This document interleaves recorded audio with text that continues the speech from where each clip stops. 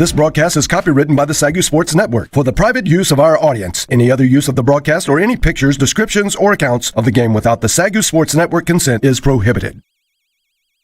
Welcome to the NCCAA Victory Bowl, brought to you by the SAGU Sports Network. We are live from beautiful Lumpkin Stadium here in Waxahachie, Texas. I'm Adam Ferguson, joined by my partner, as always, Tim Roberts. Tim, how are we doing today? It's just so awesome to be back here. Back here for one more huge game. Two great teams on the field, looking to end the year with a little bit of hardware. Anytime there's hardware on the line, a banner, a ring, anything, you just know this is going to be a great day.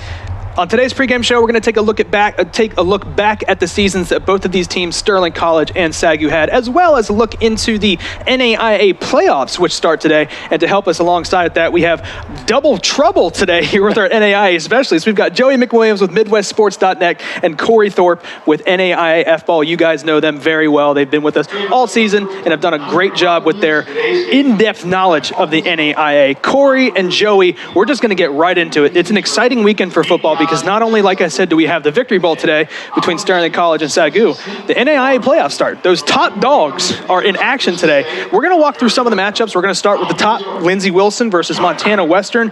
Corey, hit me up with who you think is going to win that game, what you think as far as the matchup goes in that game.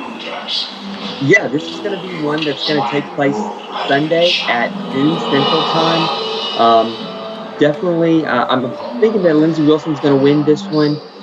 Just too much through the air for Montana Western's defense. And I think a lot of us are going to go this end. The 1 versus 16 matchups, I think, are easy to pick, but you never know. It's football. Anybody can win. Joey, on your side, Morningside, who we're going to talk about here in just a little bit, they play host to Ottawa of Arizona. Give me a little bit about that matchup.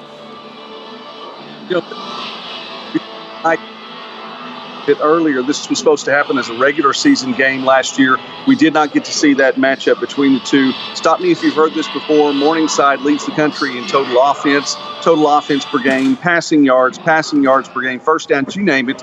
Morningside's offense is there. Dolanchek is going to throw the ball left and right, and generally will do that every single opportunity he has. Sims can run the ball as well. It's an incredible offense, but don't be surprised if Ottawa puts points on the board too. Austin McCullough is incredible, leading the charge for the Spirit, and so it's going to be a back and forth thing for a 2 and 15 matchup. Don't believe those numbers right there. Although I am going to take Morningside. We're very familiar with Ottawa of Arizona. We we see them a lot. We talk about them a lot here, being in the Sooner Athletic Conference. Moving on to the next matchup, number 3 Grandview versus number 14 Dickinson State. Corey, walk us through that matchup. Man, Grandview's defense is just really, really good. And if you're Dickinson State and you want to gain some respect for you and your conference, you need to win today. They've done it before. They've upset Northwestern in the first round a couple years ago. It's totally doable. I'm going to say defense wins championships. Grandview moves on. Grandview moves on. That's the saying, the cliche, defense wins championships, even in 2021. Moving on, the 4th matchup, Northwestern, number 4 Northwestern versus number 13 Central Methodist. Joey, we're getting a little closer here in the matchups and the seedings. When does it start to be anybody's game? Not yet. Even though defense does win championships, I'm going to go ahead and talk about the offense a little bit more. Paxton DeLaurent throws the ball well, 24 touchdown passes for Central Methodist. Great job winning the Heart South. However, Northwestern is what they have been over the last 2 or 3 years. And it doesn't matter if you're talking about Fryer or if you're talking about Koima, they're going to be able to lead this team down the field. Northwestern takes this on. So not quite yet, Joey says. We'll move on to the next one. And these next three groupings, these next three matchups is where I really start to get fired up. I start to get interested. That's the 6 versus 11 here as we get closer in these matchups. Reinhardt, who, Corey, we know you're high on. Reinhardt versus Kaiser, 6 versus 11. Give me some thoughts on that. Yeah, and looking at the score bug there, it looks like Reinhardt is actually taking a 6-0 lead. So I was taking Reinhardt anyway on this one. I think Billy Hall has grown a lot as a quarterback over the last 3 years, especially through the air. And I think that Reinhardt defense is going to keep the Seahawks from being Seahawk fast and move on to the next round for the Reinhardt Eagles. And just so you know, he actually did pick Reinhardt. He didn't see the 6-0 score. We talked to him about 20 minutes ago, and he's like, don't sleep on Reinhardt. Throughout the entire playoffs, don't sleep on Reinhardt. Yeah. So moving on, 7-10. 7 Marion versus number 10 Southwestern. Joey, give us some thoughts on that. Well, this is where I'm going to go ahead and say that even though, and I think they're actually the 9 seed as well in this one, there's a little bit of shifting that goes on once you get past those top 4 seeds. I think it has to do with the way the NCCAA sets things up regionally and keeping teams together. There's a lot that goes on behind the scenes. They didn't ask my opinion, by the way, so that's okay. However, if you're looking at Marion, we know about them. We know about their defense. We know about the mid-states. I want to talk about the KCAC because it's a league that has 2 teams this year. It is about time that the KCAC has 2 teams this year. And you know what? They deserve it. Southwestern comes in, gets a part of a 3-team tie for the top, gets the crown, and they move on. Southwestern's offense is powerful, and I think that the Mountain Builders are going to head and go ahead, maybe buck the trend a little bit. It's not that much of a difference between 7 and 9. I'll take Southwestern. And then the last matchup here, Concordia, St. Xavier, 1 o'clock. Corey, walk us through that one. You know, St. Xavier just got off of a really close, emotional game against St. Francis for the Mid-South, if I can get my conferences right, Mid-States Midwest divisional title. Concordia beats St. Francis of Indiana to get into the playoffs there. I think that Concordia wins this game. It's hard to play 2 emotional games in a row. Concordia has a really good defense and just enough offense to get past the Cougars. So there we have it, the predictions and the matchups in the NCCAA playoffs today. Now there's some accolades for some of these teams that are in the playoffs, those top 16. Now you have your usual suspects, right? Your Lindsey Wilsons, your Morningsides, your Grandviews, but there's a first-timer here in the playoffs. Central Methodist of Missouri, we talked about them already. They're the 13th seed, reaching the playoffs for the first time in program history. Joey, what does that mean to a program to be able to make the playoffs for the first time ever, regardless of the outcome of today's game? It really is big. I mean, you're getting past some of these incredible teams like Baker and Benedictine that you've been going up against for years and years. And whether or not they're having up years or down years, the Eagles took care of business. They did what they needed to in the heart. They make it to the playoffs. It's great for recruiting. It's always something that you can hang your hat on. And the fan base really has something to be excited about. And, you know, when you have a fan base that will travel like they can, then this is a big deal. And we have the first timer, but we've also got some teams making their way back into the playoff chase. Number 9 Southwestern is in the playoffs for the first time since 1999. Has been quite a gap for them. And then, of course, Montana Western, after 19 years, 2002 was the last time that they made the playoffs. So we always talk about, you know, the top dogs, but it's nice to see it mixed up a little bit. It's definitely nice. It's definitely nice.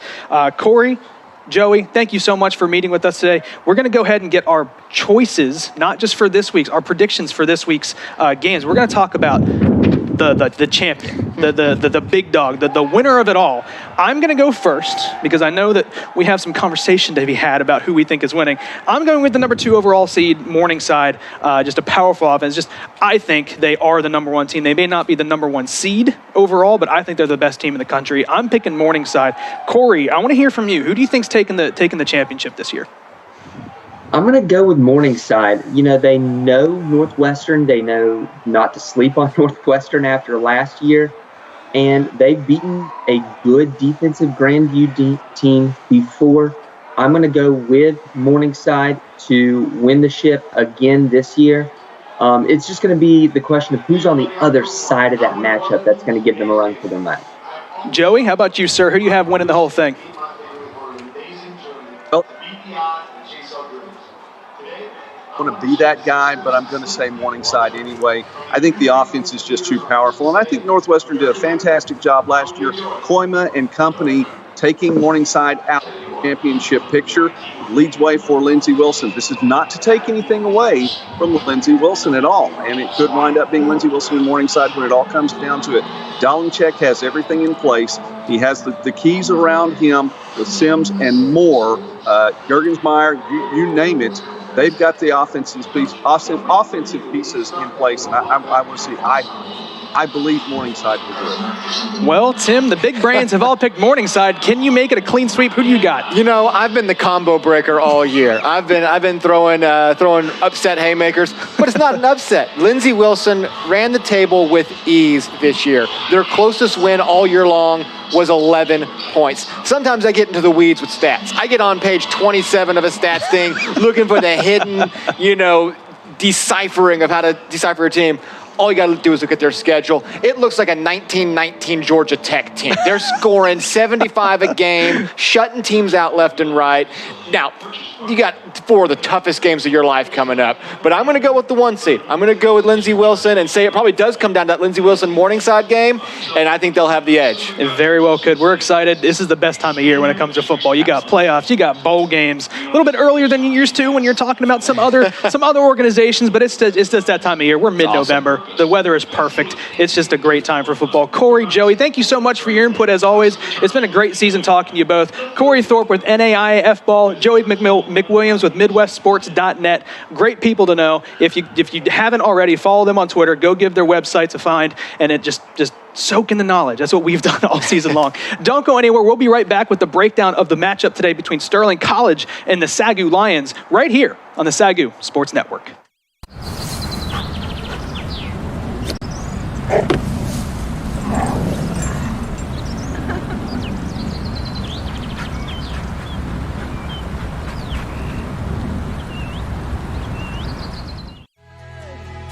At AGCU, we are committed to forging relationships centered around faith and finance. Our purpose is to provide financial solutions to help you succeed while we tithe 10% of our annual earnings to ministry and community organizations. Your mercy's never ending, your kindness never fading. Jesus, you're always with me. You're always with me.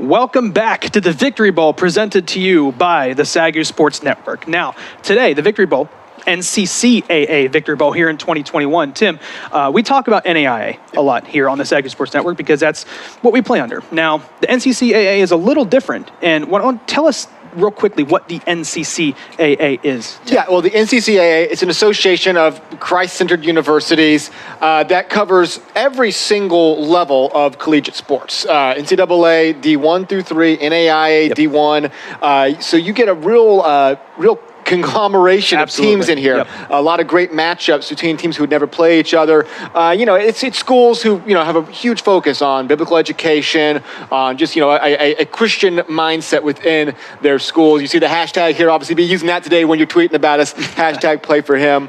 But it's a very cool organization to be a part of because it gives you these matchups that you would never see otherwise. Exactly, and take nothing away from NAIA, NCCAA. One is not above the other. Yeah. They are dual affiliates. Some schools fall under both umbrellas. And a lot of times, we were talking pregame, not just football, but we watched basketball, we've watched volleyball. The tournaments that happen between the NAIA and NCCAA, it feels like any of those teams can beat any of the other ones in terms of what the divisions are. So exciting game today. It's going to be a team that we don't necessarily see. This is the Victory Bowl here, brought to you by the NCCAA, dates back to 1997.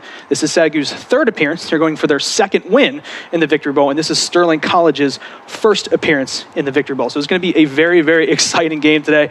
It's a bowl game. Like you said, it's hardware season. I'm about to say, that's what it comes down to. When you start the year off, you want to get wins, you want to get above 500, you want to do something.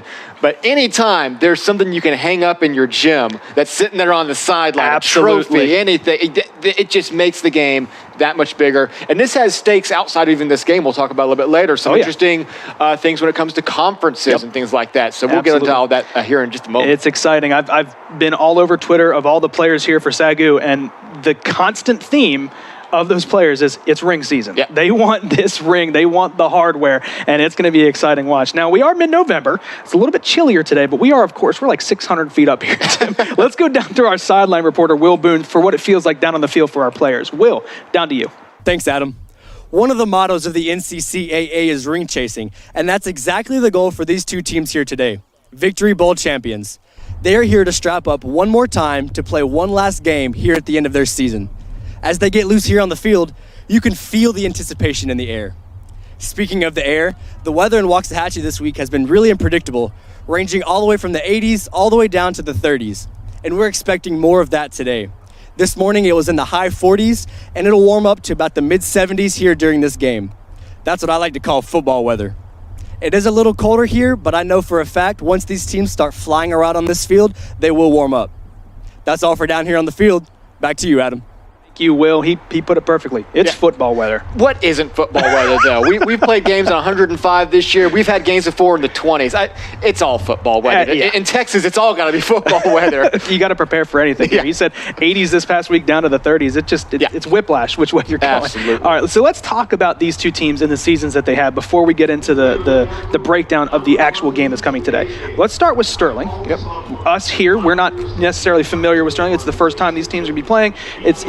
It's really one of those unique matchups that you see here because of the NCCAA and the Victory Bowl. Tim, walk us through Sterling's season and what they accomplished this year. It's been an amazing season for them. They were 1-9 last year, and of course last year was complicated for everybody, but they were 1-9. They have had an amazing rebound year, going 6-5 in just a gauntlet of a conference. That KCAC, as we were talking about with Joey and Corey a moment ago, 3 teams ranked in the top 25, 2 teams in the playoffs today, and Sterling was in there holding their own every single week. They opened the year up going 2-0, lost to the runner-up Kansas Wesleyan, who's in the playoffs right now.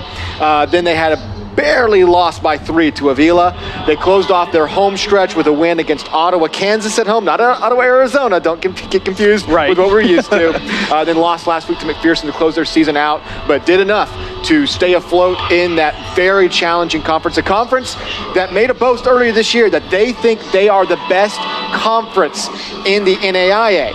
They've got 2 teams in the playoffs that can go prove that, and they've got a team in the Victory Bowl today. If they can get a Victory Bowl win and a couple of playoff wins, that boast won't sound unrealistic at all. That'll sound very, very right. And when you say NAIA, you know, we covered schools from Oklahoma to Arkansas to Texas. We're not just talking about the South. The NAIA is the entire country. Oh, yeah. We're talking East, West, North, South, whatever. So they think they're the best team in the country. Not just, NAIA is the whole country. Yeah. You're not talking the South. So we're going to talk to the man who's in charge of Sterling College, Chase Hansen, who is live with our sideline reporter, Will Boone. Will, down to you. Thanks, Adam. Coach Hansen, last season was unprecedented, and you had to rely on a lot of young guys to get through the season. Now, a year later, here you are at your first Victory Bowl. How do you think the experience of those young guys last year has powered your team to today's game? Yeah, I mean, last year was no doubt a different year. We played 4 games in the fall, and we never played in back-to-back weeks, which was, just unheard of. And then 5 games in the spring, and we decided to have some surgeries and do some things so that those injuries didn't affect this season. And I think it's made us mentally tough. It's made us our ability to go through adverse situations is better because of it. And then the game experience that those freshmen got last year, you're seeing it this year with how excellent they've been playing. SAGU and Sterling have never met before, so there is a lot of unfamiliarity on this field. What's the game plan today, and what are you expecting from the Lions, and how are you going to come out with a victory today?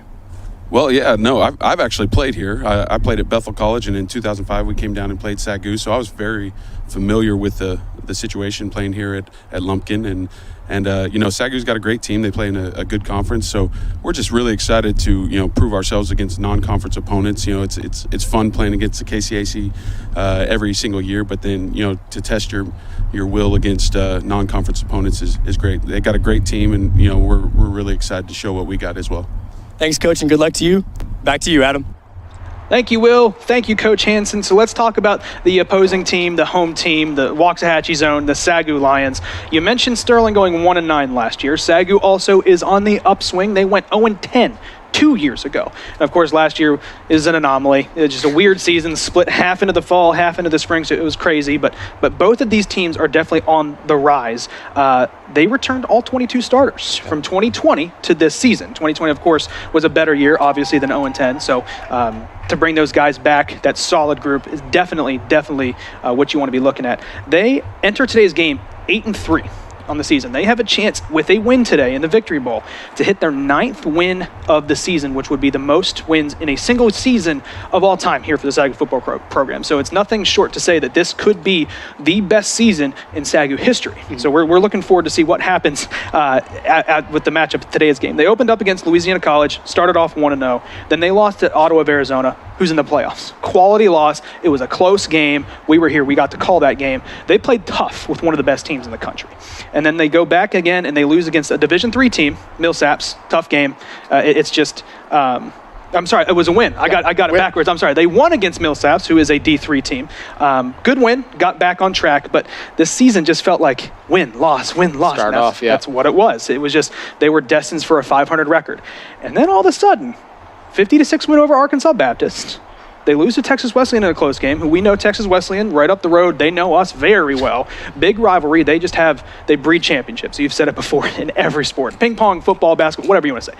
They have an incredible sports program. But after that Texas Wesleyan loss, SAGU just sneakily 5 games in a row they win, especially with a big upset last week against number 25 ranked Langston, who now fell below SAGU in the Student Athletic Conference. And this was a season where we thought Langston was back. They had some big wins. They beat Arizona Christian.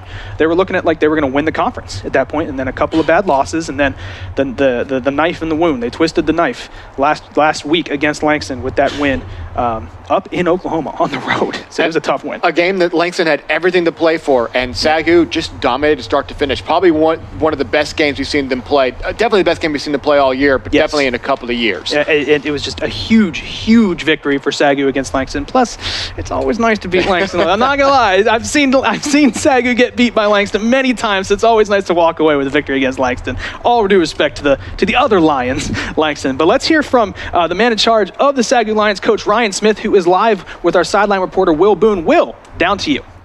Thanks, Adam. Coach, this team has had one of the best seasons in school history. What does it mean for you and for this team to be here competing for a Victory Bowl championship? Personally, it's probably a lot more than I can describe in this interview here. From a standpoint for our team, it's just us coming full circle and us buying into the vision that we had of what we're trying to do with building a program. We're not there, and the big thing we tell our guys, be process driven. That never ends. So it won't end today. And what we've been really preaching our guys, this is just a ball game. We can view all the accolades before and after, but it's still 1st and 10. Still got to play great special teams, got to execute on offense and play sound defense. So it's just a ball game for us from that standpoint, but our guys are excited and we're thankful to still be playing football. Your team is riding into this game on a scorching 5-game win streak, and every aspect of your team is firing on all cylinders. What's it going to take for your guys to continue that and finish this season strong? I think finish is the word. We push our guys on a word of the week, and finish has kind of been it. And we just talked about the element. Our scripture for our entire program is 2 Corinthians, and it says, let us finish with the eagerness in which we started. So we're trying to finish the work, and that's the whole point of the element of finishing what we started, playing with that same enthusiasm, that same juice, and doing what we do and just finish. Thanks, Coach, and good luck to you today. Back to you, Adam. Thank you, Will. Thank you, Coach Smith. Let's talk about, we heard from the man in charge. Let's talk about the men he's going to be leading on the field today in the NCCAA 2021 Victory Bowl. We're going to start with SAGU. If you're new to the program, if you're not new to the program, get used to these names because they're going to be ones we're going to be calling a lot today. Let's start with the quarterback.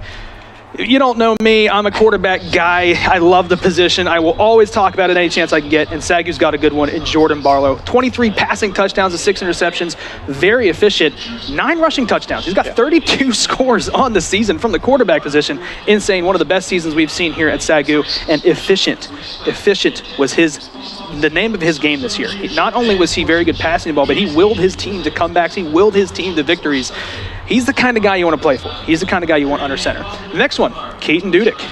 What can we say? One of the top 3 rushing leaders in the country has been absolutely money all season. I'm not just talking about money. I'm talking about money. You write a check, you take it to the bank, and it's never bouncing on you type of money for Keaton Dudek. The best running back that we have seen come through this program had 24 total touchdowns, 21 rushing touchdowns. So almost 30 rushing touchdowns between the running back and quarterback position combined. A lot of scoring from those 2 positions, those 2 players. He shouldered the offense and sealed a big win last week against Langston with a 60-yard touchdown run. Just broke through the line and sealed the win. It just nail in the coffin type of thing. Then let's move to the other side of the ball. Keandre Belcher. Now, you're going to hear his name a lot today because he's going to be eating up 2 to 3 blocks at a time. That man is a force to be reckoned with right in the middle of that defensive line. He is the heart of the defense, and it is in the middle of seemingly every play, whether it's rushing the quarterback, stuffing the run, whatever you want to talk about. Keep an eye on Big 99 because we're going to talk about him a lot today. Tim, let's talk about Sterling College. What do they got going on? Well, leading the way, quarterback Ethan Richardson. Just everything you want out of a quarterback. Just that blue chip guy. 2,500 passing yards on the year. A 24 touchdown to 11 interception ratio. Exactly where we want him to be. Has just been that solid, dependable guy. Doesn't make too many mistakes. Gets your team where you need to be to get a win. Second, wide receiver Chance Whitehead. He is one of the most targeted wide receivers in the entire NAIA with 74 catches. That's number 7 overall. 981 yards. So he'll pass 1,000 yards today, almost certainly, with 8 touchdowns as well. So he has been Richardson's primary target. And then some. And then lastly, I always try to pick one guy that maybe doesn't stick out to you immediately, but could change the game. Defensive back George Powell Jr. He's actually number 13 in the NAIA with 5 interceptions. And a day like today, if you can steal a possession, get an interception or 2, that's what you're going to need to pull off a big win here in Waxahachie. It's going to be an exciting game to watch today between these 2 teams. Before we get to what the teams have to do as a whole, let's take a look into some volleyball playoffs. And you recognize there, you see the SAGU Lady Lions with Coach Hank Moore on the sideline, led his team to one of their best, if not their best, single-season performance. Conference champions, the Sooner Athletic Conference champions. Tim, walk us through some of the what we're looking at. Currently down 1-0. Down 1-1 up there and against Central Methodist. But this is the first ever trip to the NAIA National Championship for the volleyball team, a team that's been so consistently good. It's going to take a bit of a rally today, it looks like, to keep their season alive, but what a run they had last week in the Sooner Athletic Conference tournament to take home that banner. And so now it'll come to the SAGU football Lions to see if it can be 2 banners in 2 weeks. It'll be awesome. That'd be awesome. Let's go to some of the keys of the game here for the SAGU Lions. The first one is don't get too crazy too early. This is a team you've never played before. They're not familiar with you. They're not one of your conference opponents that you play every year. Now, a lot of times you see it go one of either ways. You get conservative to start and you feel kind of your opponent out, or you go crazy. You bring out the trick plays. I'm an advocate of just trying to sit back, wait and see, bide your time, see what they're going to do, but we'll see. That's what I'm going to say first, but we'll see what they decide to do. The second is keep the flags off the field. Last week against Langston, there was a couple of unneeded flags on the field that could have cost you big points in that upset victory against Langston. Try to keep your head. It's the last game of the year. You want to try to be as disciplined as possible. And then the last point, which kind of we'll talk about yours here in a second as well, keep them behind the sticks. Keep Sterling College behind the sticks. Tackles for loss, no gains. Make it 2nd and 9, 3rd and 7. Keep them at 3rd and long because Sterling is very, very good at converting on 3rd down. Tim, to you. That's key one. The Warriors this year are number 7 in the NAIA on 3rd down conversion rate at 50%. That's an absurdly high 3rd down conversion rate. Anything in the 40s usually you're okay with. The fact that it's a coin flip to keep a drive alive is amazing. So again, stay ahead of those. If you can avoid them, you can. Second, finish drives off. Another top 10 stat. They are number 9 in the NAIA with a 74% touchdown rate inside the red zone. I love that metric of how you finish a drive. However, they only had 79% scoring overall. So it's pretty much touchdown or bust inside the red zone. Right. If you're getting down the field, you've got to finish with touchdowns. Last but not least, matter of fact, probably the most important, I say attack the run today. SAGU has one of the best rushing offenses in the entire NAIA. Just been rocking on all cylinders with Barlow, with Dudek, with the backups behind him. Yep. I say attack the run. Don't wait for it to come to you. Coach Hansen, dial up some run blitzes, get into the backfield, disrupt Dudek before you can get that momentum, and try to keep that Lions rushing attack in check. It is going to be a very, very exciting matchup here today in the 2021 NCCAA Victory Bowl, brought to you by the SAGU Sports Network. We are going to go live to the sideline for the national anthem, opening prayer, and pregame message, and coin flip. Don't go anywhere. Sterling College, SAGU Lions, coming your way right here on the SAGU Sports Network. Welcome to Lumberton Stadium in Waxahachie, Texas for the 2021 NCCAA Victory Bowl between the SAGU Lions of Waxahachie, Texas and the Sterling College Warriors of Sterling, Kansas.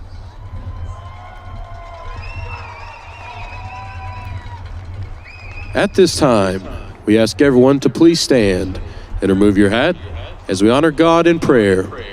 Then please remain standing and face the flag as we honor our nation with the singing of the national anthem of the United States of America, performed by SAGU Assistant Athletic Trainer Danielle Leonard.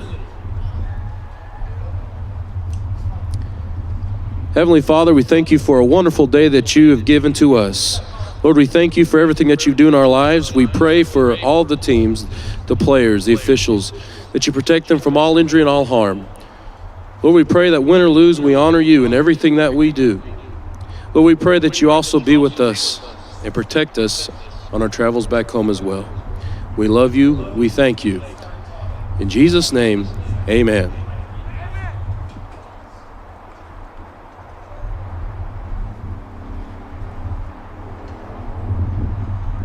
Oh, say, can you see by the dawn's early light what so proudly we hailed at the twilight's last gleaming, whose broad stripes and bright stars through the perilous fight o'er the ramparts we watched were so gallantly streaming, and the rockets' red glare, the bombs bursting in air, gave proof through the night that our flag was still there. Oh, say does that star-spangled banner yet wave o'er the land of the free and the home of the brave?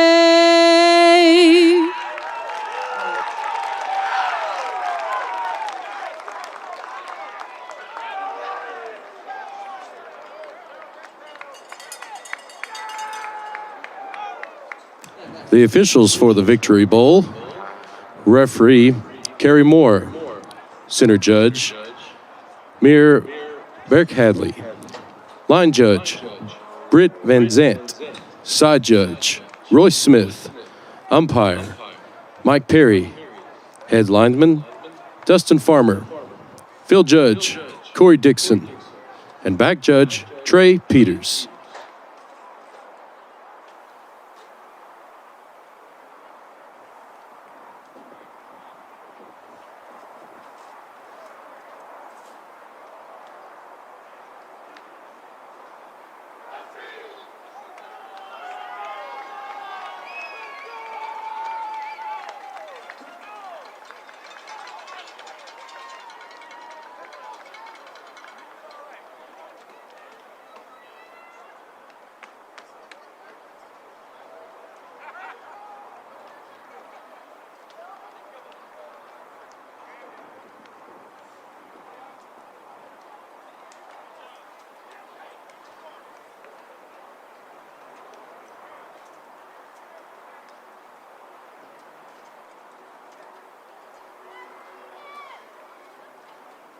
SAGU, want to toss, elect to receive.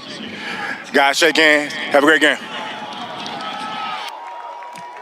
Captains for this game for the Sterling Warriors, number 8, Matthew Stifler. Number 15, Ethan Richardson.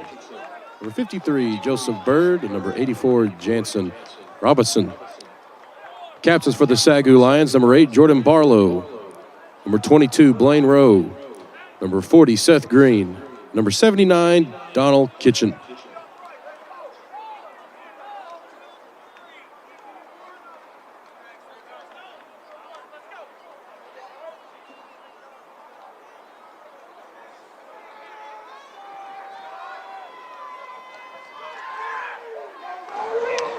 There we have it. SAGU will start out with possession here. First in the 2021 NCCAA Victory Bowl, brought to you by the SAGU Sports Network. If you did not hear, the captains for both teams today, starting with the Sterling College Warriors, Braden Locke, Ethan Richardson, Nate Roseborough, and Jalen Burns. For SAGU, Jordan Barlow, Zach Nelson, Blaine Rowe, and Donald Kinchin. The starters out there, or the captains rather, out there for both of these respective teams. As we get ready, the wind is slight, moving from the right to the left side of your screen. Kicking off for the Warriors is Samuel Paz Perez.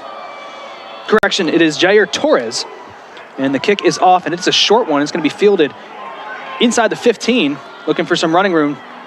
Bouncing it to the outside, breaks a tackle, throws a stiff arm, gets brought down as Jalen Moss gets it up just shy of the 40-yard line. So the SAGU Lions offense will have very good field position here on their first drive. Great place for Jordan Barlow and this high-powered offense to start. And they have just been on fire these last 5 games as they've closed the season on a 5-game winning streak, scoring in every which way. And it's been that, pick your poison, stop the run too much. And you got a captain back there with Jordan Barlow with a bunch of really good receivers. He has some talent out there to target throughout this game. And that is even with the absence of his best deep threat, Jamal Long. They did not miss a beat. Here's the first play. He's going to hand it off to Dudek. Dudek looking for some running room, trying to bounce to the outside, but a good job by Sterling College to stretch that out and bring him down for a loss. Yeah, just kept on running to the outside. Hunter Pullen's going to be the one that finally gets the tackle and just stretching the play out. No room, never a gap for Dudek to go through, and he is the kind that if he sees the gap, he will hit it. That's a very strong play to open up the game. Loss of 2 makes it 2nd and 12. SAGU waits for the play coming from their sideline. Barlow comes out here in a tight formation.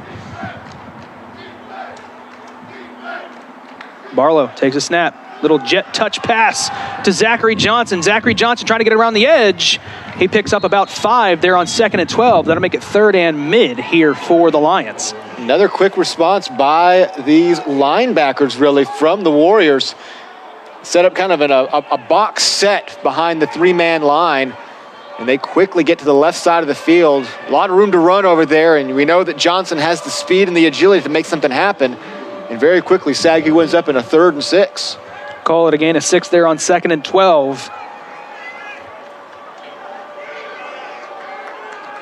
3rd down, Barlow comes out, empty set, receiver stacked at the bottom of the screen, sends Blaine Rowe in motion for 5 wide. He's back to pass, quick hitter to the outside. He's got his man, he's got enough for the 1st down, and ducks out of bounds. Found the quick hitter to his man, Paul Odidi on the outside, and SAGU moves the chains. And Odidi has really stepped up in the absence of Jamal Long, 6'5", so he has that height that you're missing with Long. May not have quite the same exact playmaking ability, but he has really filled in those shoes admirably, especially with how good and what a season Jamal Long was having. He had a big game last week against Langston, was one of the featured receivers. 1st and 10, Barlow will keep it himself, swings it out to Mike Mouton. Mouton heads up field, lowers a shoulder, gets brought down out of bounds. Short gain there on 1st down, called a gain of 4, make it 2nd and 6. Dexter Walker Jr., the safety, is the one who's going to come over the top. It's kind of a very delayed play action setup right there. Don't know that it really fooled anybody at that point since the play was running to the exact same spot of anything, but it is a decent pickup on 1st down. What you want to do if you're the Lions, just kind of stay one step ahead of the chains. Call it 2nd and 5, gain of 5 there for Mouton on the reception from Jordan Barlow. Barlow comes out 3 stacked to his left at the top of your screen. 2nd and 5, Barlow takes a snap. He's going to take off himself. Was facing immediate pressure, lowers the shoulder, spins off, and he is just about a yard shy of that first down marker. It was Hunter Pullen who comes on almost untouched. I believe it's Hunter Pullen here who comes almost untouched on the corner blitz, disrupts what was going to probably be a screen pattern.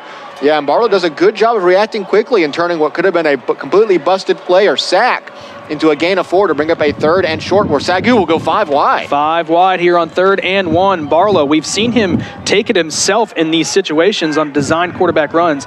He calls Dudek back into the backfield here. On 3rd and 1, here's Barlow. Takes a snap, he's going to hand it off to Dudek. Dudek up the middle, has room. He's going to move the chains and give SAGU their second first down of the drive. That's an area the Lions, surprisingly enough, have struggled at times this year, is these short down situations. With how good the offensive line and it's how good the running back has been, it's been surprising how many times those have been stuffed. But right there, that was an easy win up front. The gap was created, and Dudek easily picks up that first down, and SAGU is moving very effectively thus far down to the 35-yard line here on this first drive. Coach Smith has raved about his offensive line this season and how good they've been, not only in the running game, but they've kept Jordan Barlow upright for the most part this season. He swings it out quick to his left, tries to make a man miss, but gets brought down. That was Dudek out in the flat. He picks up, we'll call it 5 there on first down. And Barlow again facing some pressure on that run to start off with. He's able to, doesn't rush the pass though. He's able to still set his feet, realizes he has the time, knows he has Dudek underneath, who's been a safety valve as well for Barlow. He hasn't just been running the ball, he's been catching it as well. 2nd and 5 from the 30. Here's Barlow, sends Dudek in motion. Empty backfield again here for Barlow. He pumps, steps up, he's got time to throw, he lets it go to the sideline. There's Dudek, his safety blanket. He's gonna cut it up inside the 20, down past the 15, goes out of bounds. SAGU moves the chains again, and they will set up in here in the red zone here in Sterling College territory. And this is read progression. Barlow's gonna go to Dudek to start off with the play, but it was very well blanketed, so he adjusts back to the middle of the field, gets the defense to shift back in that direction, and that gives Dudek time to get further down the field, and he was wide open for a big gain down to the 14-yard line. Just really veteran heads-up play there from Barlow. I think Dudek might have been the target the whole time, but he saw that he didn't have the running room he wanted, looked the defense back off, and then went back to him. 1st and 10, Barlow will hand it off to Dudek on the outside handoff, but that's a good job by the Warriors defense. They sniffed that out for no gain. And that's how you got to do it, is get into the backfield quickly and don't let Dudek get any of that momentum, as it's Salakelu who's going to make the tackle for maybe a gain of 1, of half a yard or so. 2nd and 9. Definitely bend, don't break time now for the Warriors. As SAGU did win the toss and elected to receive, and there's been no strategy for that for the Lions all year long. It's been game to game, whether they win the toss, whether they defer or receive. However Coach Smith is feeling is how he does it that day. Barlow will hand it off to Dudek, and he is it immediately right at that line of scrimmage. They'll bring him down for, they're going to say no gain. The initial contact that time made by Diego Moran. And if it wasn't Diego Moran making the tackle, there were 4 more white shirts right there, right at the line, winning that battle up front, and put SAGU into a 3rd and long at the 13-yard line, a drive which has been moving very effectively up until these last 2 plays. They have converted 1 3rd down here so far today. They've converted 2 3rd downs rather. 3rd and 1 and then 3rd and 3. Barlow sends a man in motion. He's going to hand it off to Dudek here on 3rd down. Dudek up the middle. He's got just shy of that first down marker. It's going to be about 2 yards short. That'll make it 4th and 2. And with no hesitation, Coach Smith will send out the field goal unit, and he does have a good one in place kicker, Kieran Woodley. And that was a play that perhaps you draw out trying to catch the Warriors off guard, thinking it's going to be a pass in a 3rd and 9 situation where you know Dudek can pick it up. And also, if you picked up another yard, I think you might have gone for it. The fact it was 4th and 3 is going to make them kick this field goal. If it had been 4th and 2 or less, you're probably going for it in this situation. Low snap, the hold is down, the kick is up from Woodley, and it is through the uprights and good. SAGU will go up 3-0 on a 7-minute, 6-second drive. That's what you like to see. A long drive down the field result in points for SAGU on their first drive of the day. Yeah, burn away almost the entire half the first quarter. Obviously, you always want to come away with a touchdown when you get down in that situation, but after those 2 run plays got sniffed out, you had to settle for the field goal. But everything that SAGU wants to do was working on that drive. You're finding a little bit of lanes for your running back, didn't break anything big. Barlow's doing a great job of finding his receivers to the corner of the field. Really, that's been his main target all year long, is going corner to corner, side to side. And you walk away with 3 points.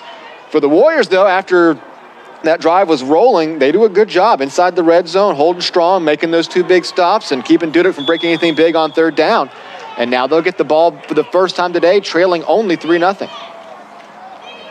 Kieran Woodley on to kick off here for the Lions.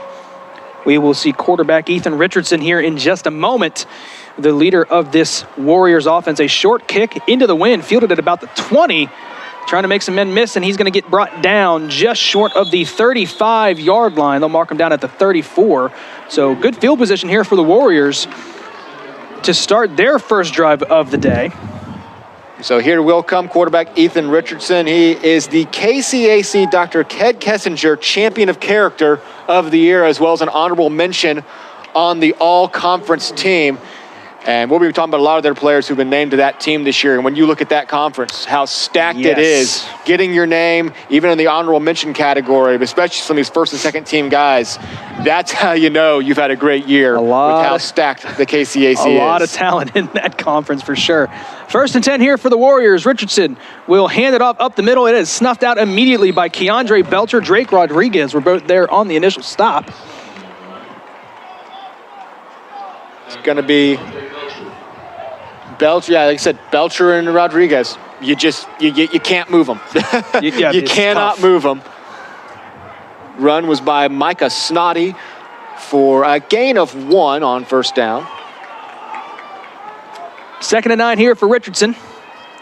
1 man in the backfield. He is back to pass. He pumps, looks out to his right, finds his man in the flat, and gets swung down out of bounds. That's a really good tackle on the outside by Kevion Davis on the outside is able to keep that gain to just 2, which is a good job. That's a really good open field tackle. Yep, Chance Whitehead was having to turn around, run back to that pass as it looked like they wanted to go to the left side of the field, but the Lions had it covered.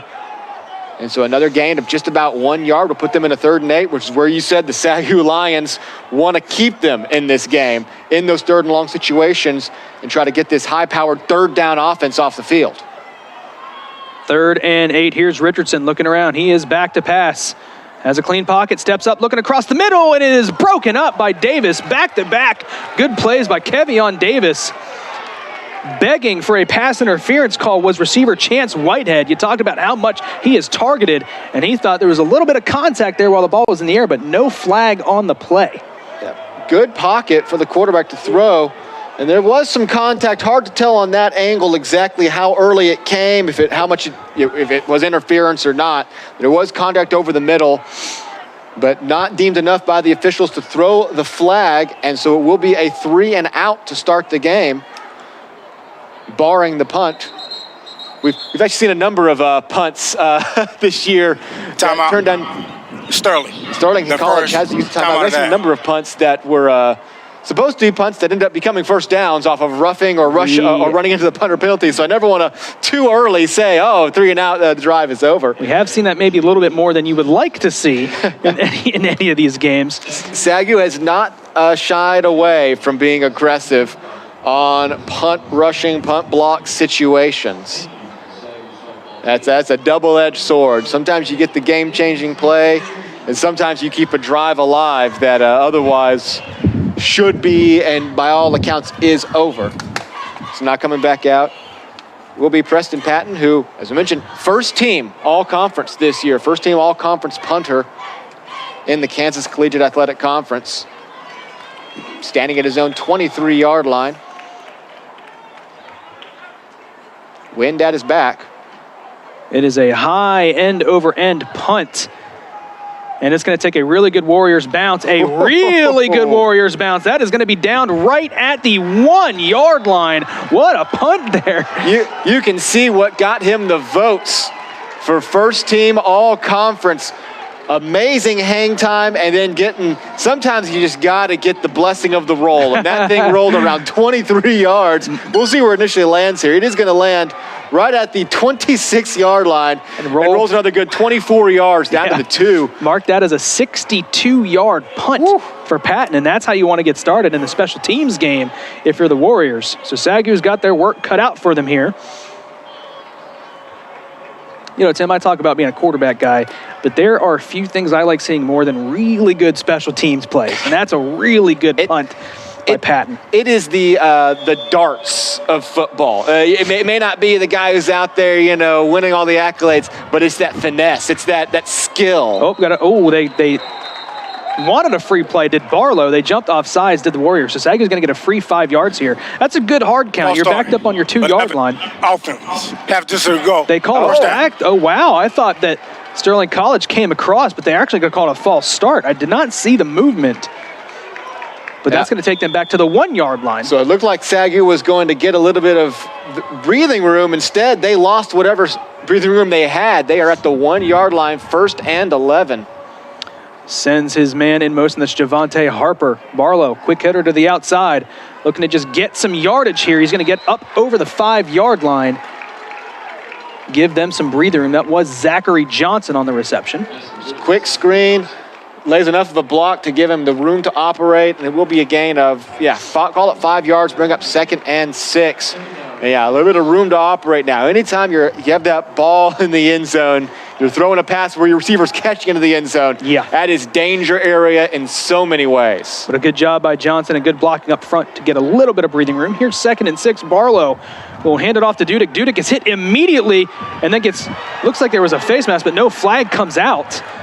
He's going to end up getting some solid yardage there, considering he was stopped for no gain. He bounced it back outside off the tackle, and he picked up 5. It's going to make it 3rd and 1. Coben Honey is going to come in, and look at this block from Jordan Barlow. Just clearing in the middle of it all. We have said all year long, sometimes he runs with his shoulder down. He is not a sliding quarterback, and he led with a fullback block there after Dudek stayed alive on Honey's corner blitz. Barlow clearing the way. He just wants to win. That's all he wants to do is win, and he doesn't care what he has to do on the field and how much it may not be quarterback-like. He wants to win. 3rd and 1. Barlow back to pass across the middle. Has his man, Zachariah Johnson. He's going to try to split the defenders. He's going to break a tackle. He's down past the 35 and gets brought down.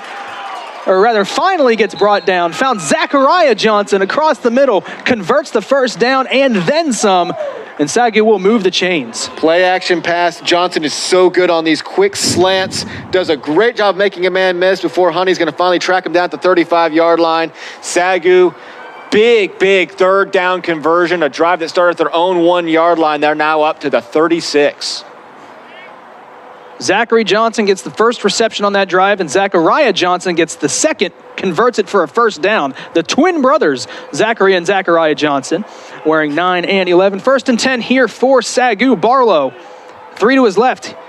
Going to run the option, fakes the pitch. He's going upfield, tries to make a man miss, cuts and to get brought down for a gain of 4. Make it 2nd and 6. Does a good job. You got to lock eyes with the defender. Locks eyes, reads his mind essentially, sees which way that he thinks the defender's going to go, fakes the pitch, and then makes it around that corner. Good gain of 4 yards on 1st down, and SAGU is really starting to click now after they were facing some major danger to start this drive. Barlow, 3 wide to his right. He is back to pass. Clean pocket, has forever to throw, gets it across the middle, finds his man, and is going to move the sticks again. Zachariah Johnson, this time number 14 on the reception here for SAGU. That's Keshawn Anderson. Has stepped up big in the absence of Jamal Long. It's been that receiver by committee on the outside, and he has made a name for himself here in the last few games. And we talk sometimes about coverage sacks, about just how long the coverage can stay there before the quarterback finally goes down. That's an offensive line completion right there. There was nobody open, and they just held on long enough for Anderson to finally split back and get a little bit of room for Barlow to complete it. Barlow back to pass. Swings it out to the outside, has Keaton Dudek. He's got some room to run out there, some green grass. He's going to fall forward, and he's going to make it 2nd and we'll call it about 1.5 yards, maybe 2 yards there on the reception from Jordan Barlow. Barlow scans the field, sees doesn't have anything, and Dudek, that's been the third or fourth time he's gone to him now on those little swing patterns, screen passes, whatever you want to call them. Dudek getting work in early as a receiver. Second and short here for SAGU, 2nd and 2 to be exact. Barlow has Dudek in the backfield. Quick hitter across the middle, he's got his man, and that's gonna move the chains again. Little RPO action, finds Zachary Johnson for the first down. Yeah, that's a one-step drop there. Didn't even do the play action, really. Just caught it, didn't take a step. I said one-step drop. He didn't take a step. His feet were still facing forward practically. He saw he had a little bit of room to work with, zipped it in there, and Johnson does a good job of corralling that one in for another first down to the 39-yard line. Some of the angles that we see Barlow complete these passes, his arm angle is just, he can throw it from any angle. Yeah. It's insane. And there we saw it just kind of planted and zipped it in there to Johnson for the first down. 1st and 10 here for SAGU. They come out here with a bunch formation.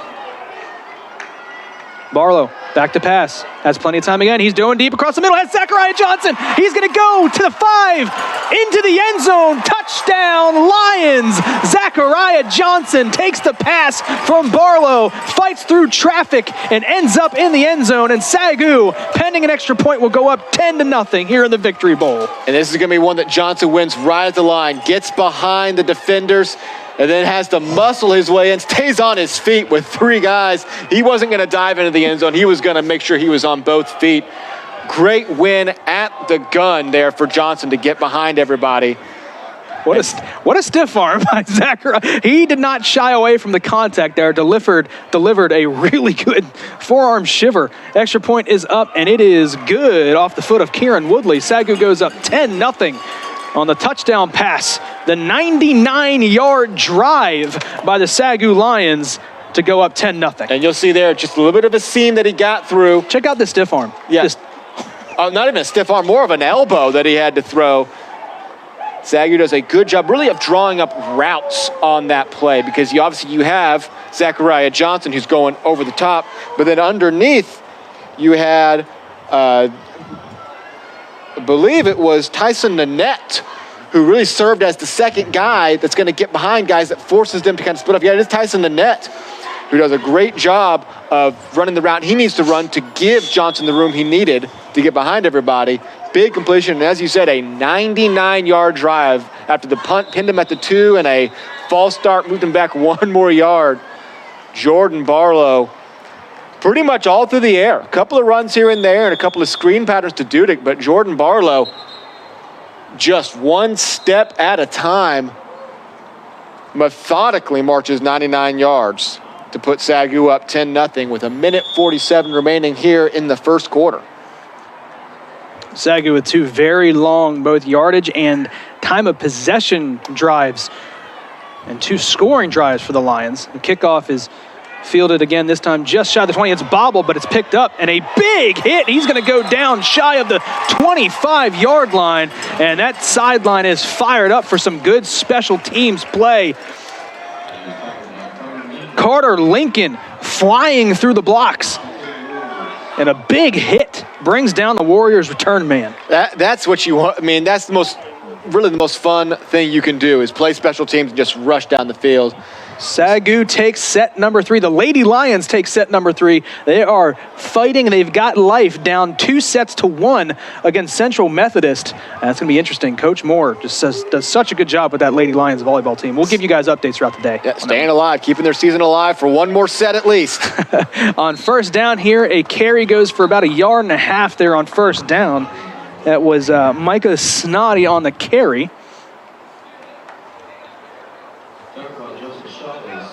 And it's a 3-and-out last time for the Warriors, so need to find a little bit of traction, trailing by 10 now. Most importantly, you need to get something just to give your defense a breather. You know, you've had 2 very long tries. You've had to do a lot of running already in this game. At least get this to the end of the first quarter, give them some time to catch their breath, and, of course, ideally go down and get some points. Empty backfield here for Ethan Richardson. He's going to send a man in motion out to his left side. Back to pass is Richardson. Facing pressure, swings it out to the flat, has his man, but it's dropped on the outside. Targeted number 11, Myreek Goodwin Lagree.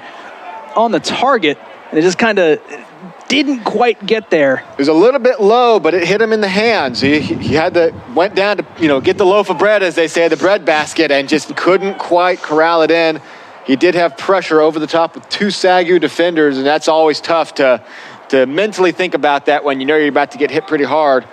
Brings up a 3rd and 8. SAGU has the chance here, 3rd and 8 again. They faced a 3rd and 8 on the first drive and were unsuccessful. They took a shot deep down the middle of the field.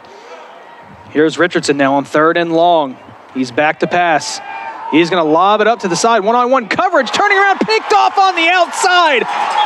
Kevion Davis having a game. A flag comes in at the end of the play. I believe this is going to go against SAGU as Davis stood over his opponent, the receiver on the outside, after the interception. And that's just strong defensive play from Davis, boxing the receiver out, not interfering. He plants in a spot.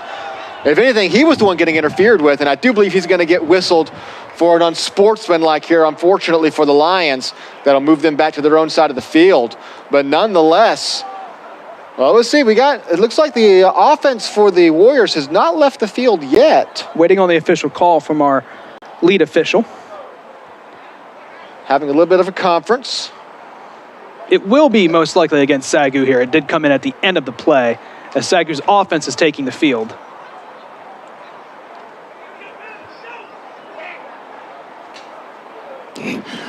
Pass on the front. Defense. Number 4. 15-yard penalty. First down. Wow. So that flag came out extremely late. Very late flag there by the official. It looked clean to me. That is a difficult pass to defend. The underthrown ball. What's interesting is he says pass interference number 4. For SAGU, that would be Jalen Moss, who was not in on that play. But the receiver was number 4. Chance Whitehead was the receiver. It's going to be an automatic first down here for the Warriors. And a head scratcher of a call there by the official. New set of downs, he's going to hand it off and is met immediately for a short gain. They may give him 2 yards there on first down. SAGU doing a very good job right now of shutting down the rushing offense of the Warriors. And once again, right in the middle of it all, Drake Rodriguez just has a nose for where the play is. So the Warriors have essentially run 3 times now and picked up a total of around 4 yards. They're going to have to start winning some battles up front. You want, in a game like this, you need to establish the run. You need to be able to go 2-dimensional on offense. 2nd and 8 here for Richardson. Sends a man in motion. Back to pass, quick hitter across the middle, incomplete. Could not find his man. That's going to make it 3rd and 8 again. The 3rd and 8 for this Warriors offense. And that was just the kind of setup you want, really. For when you're trying to get, when you're struggling a little bit early on offense, you want to just get a quick play like that. Catch the defense off guard a little bit. So you like the quick route, the quick pass. Just didn't quite connect with it right there. And as you said, 3 3rd and 8s now for the Warriors. Their second one of this drive after the previous one ended up being picked up because of the pass interference call. 3rd and 8 here for the Warriors. They're going to call a timeout. Sterling College. Sterling. Their second timeout of that. Uses 2 of their 3 timeouts here in the first quarter.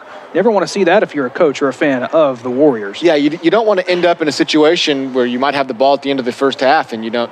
Now, take a look at some of the stats right here. Jordan Barlow, 10 for 10. Wow, starting out perfect. Wow. 100% completion rating. That's pretty rare to see around here once you get up to 10 passes. 126 yards and a touchdown. Zachariah Johnson, 2 catches for 64 yards.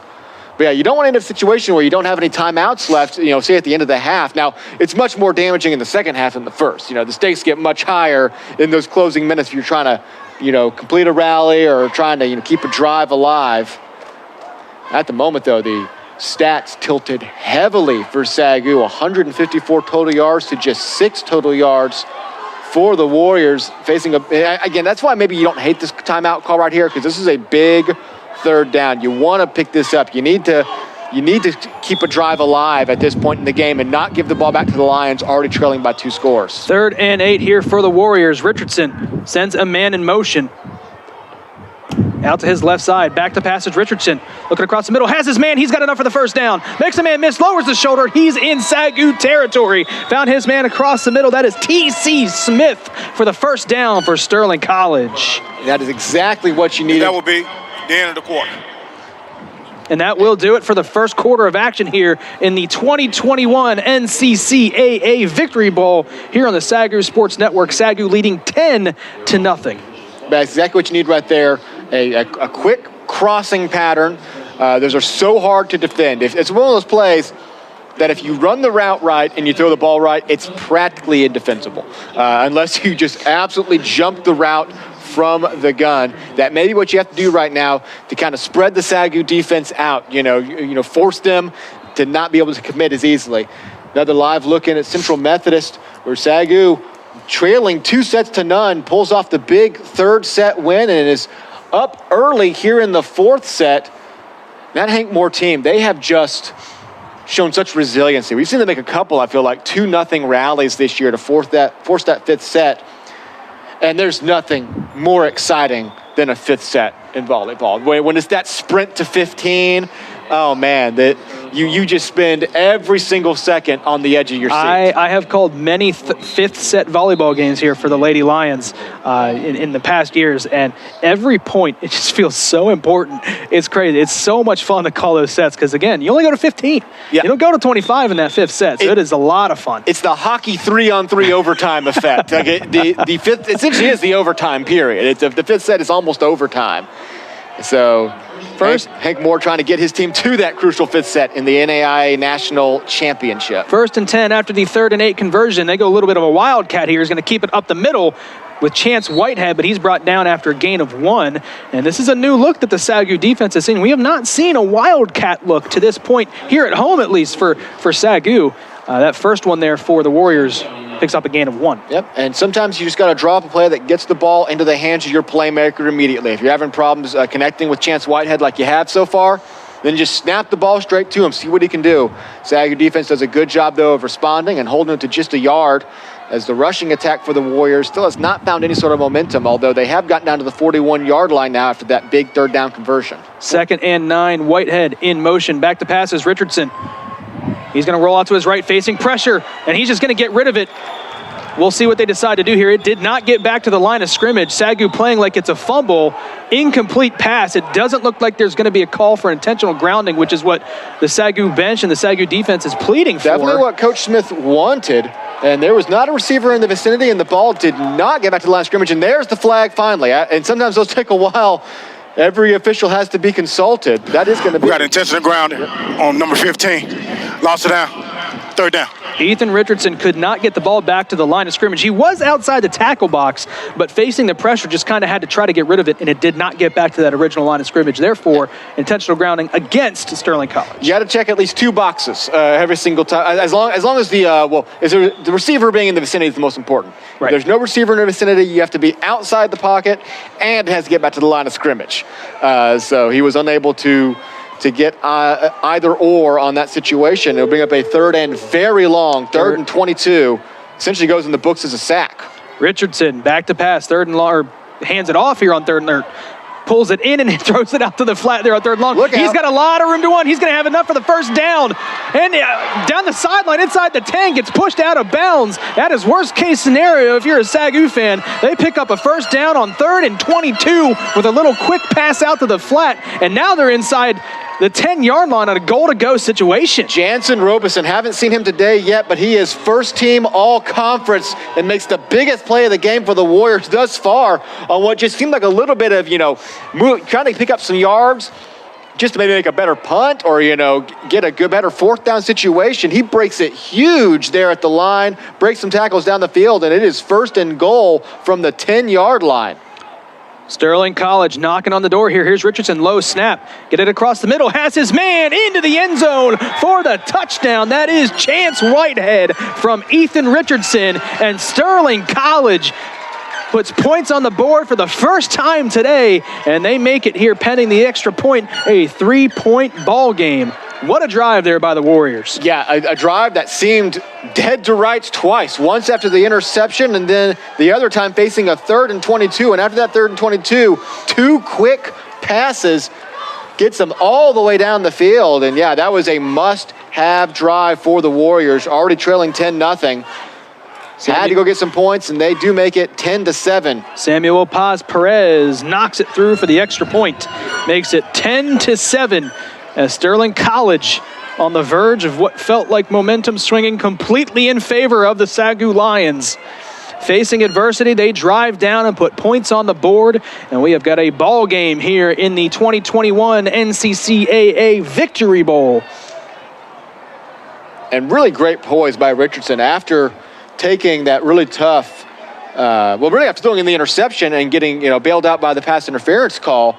He then gets the intentional grounding penalty, and to rally back to deliver, the one pass that's just get it to the hands of your playmaker and let him go get the first down. And then that touchdown pass was a perfectly delivered on a quick slant over the middle.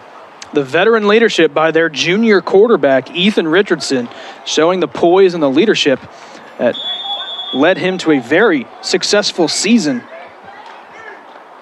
He now has the first points ever scored in the Victory Bowl for Sterling College in their first appearance. Yeah.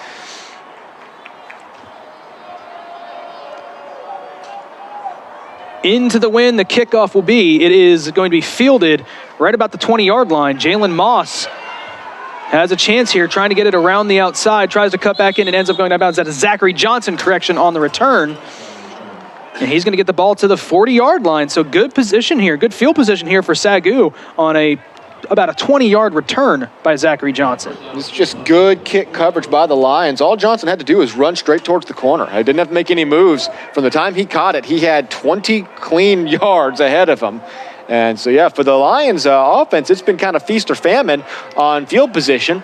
They've had it at the 40 twice and at the 1 the other time. So winds picking up here in Waxahachie. It is at the back of the Lions. Barlow on 1st and 10 will hand it off to Dudek. Dudek cuts up the middle, spins off a tackle, and he's got 4 on 1st down, make it 2nd and 6. Their third drive of the game, the Lions have not quite yet established the dominance that can happen when Keaton Dudek has the ball. It's been pretty much Jordan Barlow through the air entirely. So I won't be surprised if they try to really establish that on this drive. Get the ball in the Dudek's hands. See if the Warriors can struggle with both ends, and then you can have a very successful day on offense. They will hand it off to Dudek again. Dudek bounces it to the outside, cuts it again. A flag comes in the area of holding. This one looks like it might be coming back here against SAGU. Yeah, it's the second burst. He's going to make a nice cut right here. Awesome. And you'll see it right there, Blaine Rowe. Repeat second down. Number 22 is going to get flagged for the hold. And that happens a lot when you have essentially have a two-step run. It's not a quick up the middle. He has to go to the outside, do a little stutter step to get around, and you have to hang on way too long on the line. It erases what would have been a first down. Instead, puts SAGU in a 2nd and 15 back at their 35-yard line. Moving the wrong direction are the Lions here on offense. Like you said, 2nd and 15 here after the holding penalty. Barlow comes out, Dudek in the backfield. 4 wide, sends a man in motion. That is Adrian Rowell. Barlow back to pass, and he loses control of it. That should be a live ball. They're going to call it incomplete. Ooh. He lost control of the ball, and Sterling College thought it might have been a fumble. That is a scary play if you're a Lions fan. We'll see here, and yeah, it does look like it goes forward. Ball going forward, 3rd down. It was nearly picked off by Salakilu at the 35-yard line. That probably would have been a touchdown going the other way. Is a uncharacteristic error from Barlow. Of that nature, at least, the ball just sort of slipping out of his hands. And for the Lions, even though they're facing a 3rd and 15 right now, they're going to have to wipe their brow and be happy that a more intense disaster didn't occur there. Absolutely, 3rd and 15. Sterling brings 4. Barlow completes it across him. He checks it down to Dudek. Dudek trying to cut to the midfield. He's going to get brought down just past the 45-yard line. Not quite enough for the first down. He's going to be about 3 yards short. He just goes to his safety valve And it looked like Dudek, if he had made a quick move right there, he could have gotten a little bit closer. I don't think it's going to matter, though. SAGU's offense is staying on the field, even on their own 47-yard line. They are going to go for it here. 4th and 3, up by 3 early in the second quarter, making a statement right here. Hard count there by Barlow, and Coach Smith calls a timeout. We've seen that happen a lot this year. Barlow gets the defense to jump off sides. We'll see. We'll see if that's all that was trying to go up to the line and get the Warriors to jump across, as Barlow has excelled with those hard counts. Another live look in here at the NAIA National Championship, where SAGU has opened up a large lead now in the 4th set. Yep. It looks like a 5th set could be imminent as the Lady Lions try to keep their season going. Lady Lions right now on the left side of your screen. Looks like they just picked up that 15th point. And that is a big benchmark in any set, that 15th point. More often than not, the first one to 15 pulls out the victory in any given set. Coming back out of the timeout on 4th and 3, SAGU looks like they have the offense still out here on the field. So they were going for a double dip. They were trying to get the jump, but they will now head back out and go for it regardless. Big decision here. Like I said, you're only up 3. It's very early in the game. It's a direct snap. Here's Javante Harper. He's going to fall forward for the first down. The direct snap to Javante Harper moves the chains for SAGU, and a gutsy play call there. You put Harper and Dudek in the backfield. The ball can go to either of them. Dudek splits off to the left immediately. I like the call. I mean, the aggressiveness, you live by it, you die by it, and you live by it right there. I like the timeout to draw up a play like that, though. Something very different, not just a draw, not a shotgun draw, not an option play. You put something very different that the Warriors probably haven't. I know we haven't seen it on tape this year, so the Warriors haven't seen it on tape either. 1st and 10, bad snap. Barlow, he's going to end up getting the handoff to Dudek. But the bad snap brought in with one hand by Barlow, kind of blew the play up there, makes it 2nd and 10. Yeah, Barlow had to go at least 3 steps to his right to corral that in. So another time on this drive now that a turnover was very likely. Does a good job of just getting it off to Dudek and salvaging anything out of that play with a gain of 1. There were some problems earlier in this year with the shotgun snap exchange with Barlow. It's been ironed out ever since then, especially during the 5-game win streak. But it pops up again there for the Lions. 3 stacked at the bottom of your screen here for SAGU. 2nd and 9. They gave them a gain of 1 there. Barlow back to pass. Floating in the pocket. He has time down to the outside. He's got his man. He's got enough for the first down. That is Zachariah Johnson having a big game here in the first half with a touchdown reception in there. Moves the chains, and SAGU. And another here. 1 Mississippi, 2 Mississippi, 3 Mississippi, 4 Mississippi. Plenty of time. I mean, you can just count them off. How much time Barlow. I mean, it looked like he went through 3 progressions there. Looking to the left, middle, back to the right, back to the middle, back to the right. Johnson's going to double back, get open. Offensive line has been giving Barlow everything he needs today. I don't care how good your secondary is, you cannot cover for that long. No, especially not when you have athletic receivers like the Johnson twins, like Harper, who can cut back to the ball. Option play, there's a lot of room to run here. He pitches it off to Dudek, and Dudek is going to carry a defender for another yard or 2, pick up 7 there on first down, make it 2nd and 3. That option play was run. There was almost nobody out there to fool. It almost seemed to freeze Barlow up. He's usually so quick on making those decisions. He kept rolling out and was like, wait, either of us can run for 6 yards. It makes the wise decision to go to Dudek, who was a little bit further out, to pick up a nice gain of 7 on first down. 2nd and 3 here for SAGU. After converting on 4th down on the direct snap to Javante Harper, they would love to get points here. Here's Barlow. Setting Zachary Johnson in motion. He's going to dump it out to him. That's going to be a rush here for Johnson. Tries to cut it to the outside, cuts it back up inside. He's right at that first down marker. We'll see if they decide to give it to him. It's awfully close. The left foot is on the verge of the 25. I don't think it's going to be quite enough. And now they will move the chains as he is barely going to get there, just enough to convert for that first down. The rush on the backwards pass by Barlow to Zachary Johnson. ends up moving the chains.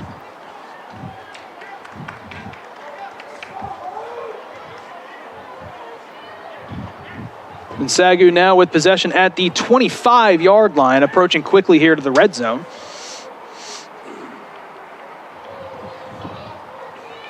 Sends Mouton in motion. Barlow back to pass. Steps up, lets it go down the field. Looking for his man in the end zone, and it's incomplete. A good play to stand tough in there by Caleb Lambert. He's going to be all over Paulo Didi here. And it does just get enough of a hand in there to jar it loose. And Paulo Didi's just going to feel a little bit sick about that one. Anytime it hit your hands, even when you have a defender on you, you want to bring that in. Excellent pass from Barlow. Yeah, he put that right on the money. Yeah, put it right where it needed to be. Paulo Didi just unable to pull it in, and it'll bring up 2nd and 10. Barlow hands it off. Dudek bounces it to the outside. Shakes off a tackler, lowers the shoulder, and he's going to pick up 4 there on 2nd down. Makes it 3rd and 6.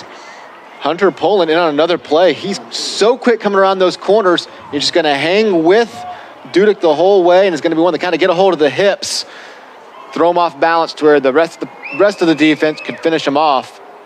Another big 3rd down here for the Lions. They've converted a 4th down on this drive. Wind is at their back, so field goal wouldn't be too much of a problem from this spot.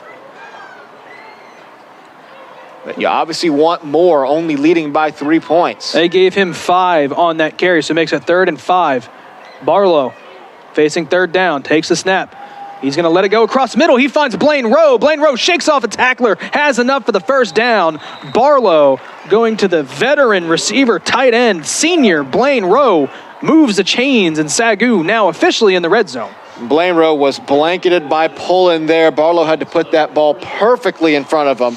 Does a good job of hanging on. And we've said a couple times this year, we don't call Blaine Rowe's name as much as we used to.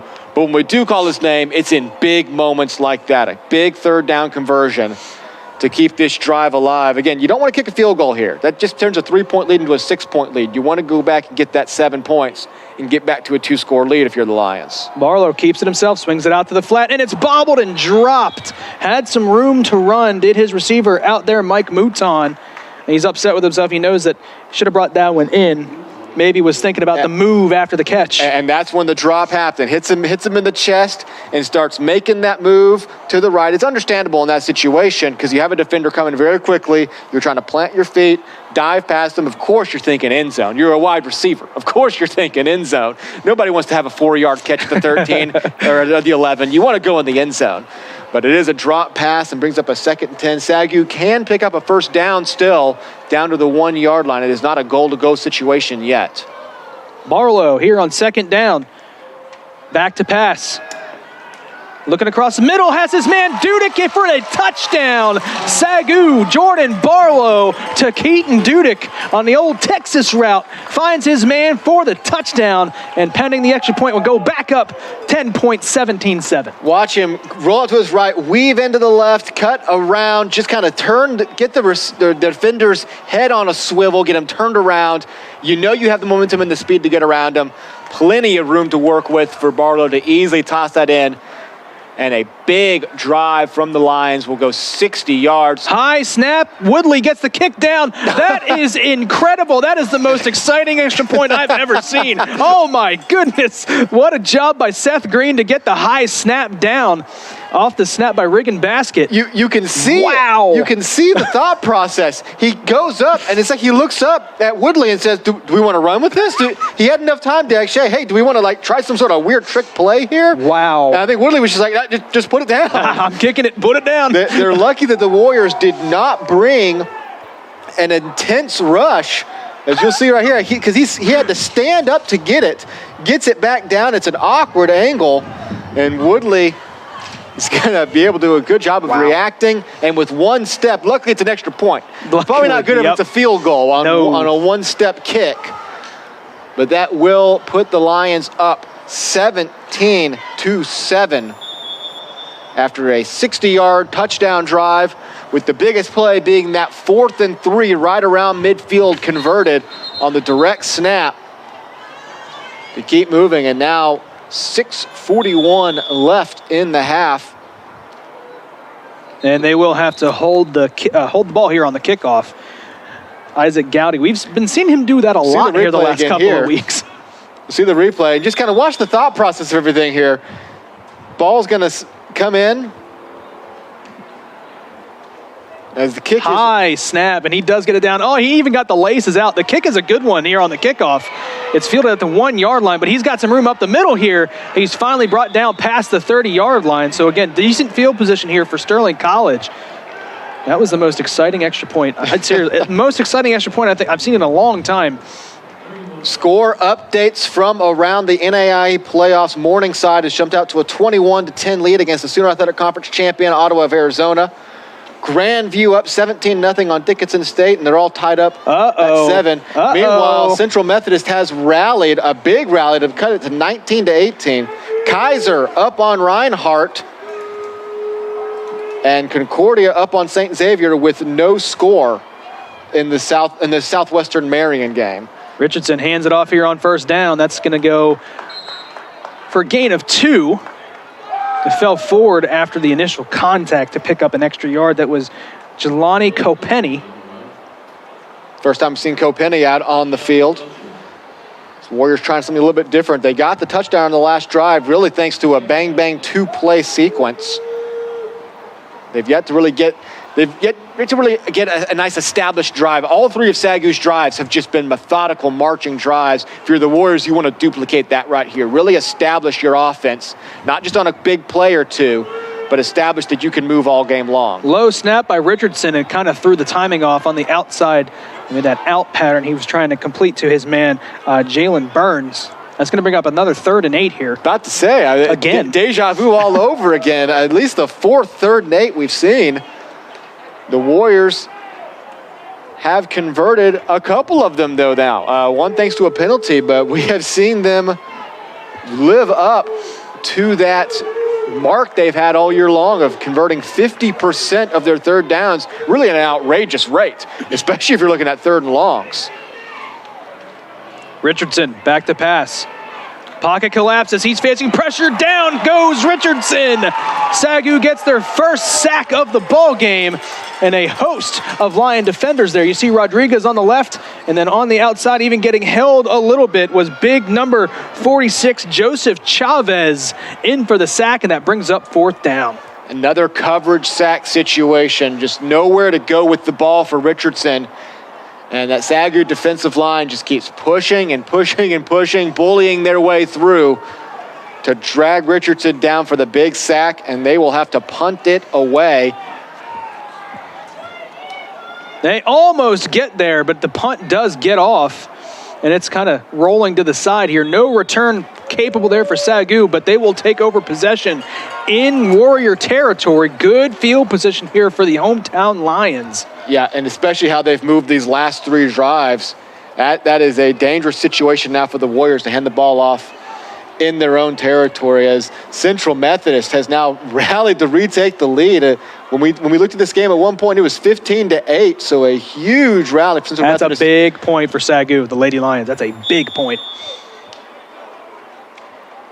Jordan Barlow will come back out on the field now, already with 173 passing yards and an 83% completion rating. It's the best game we've seen by him through the air to this point in the season. With 5 minutes remaining in the half. Just an outstanding game here so far in the NCCAA Victory Bowl. He had a really good last home game of the season. There's a little bit of trickery there, a little pass, trying to get some blocking to the outside, throwing stiff arms, and finally getting driven out of bounds with Zachariah Johnson. That was blown up from the start. They're fortunate. Touch pass. But really, it all ended as soon as Kendrick Bell broke into the backfield. They're fortunate it was a no gain.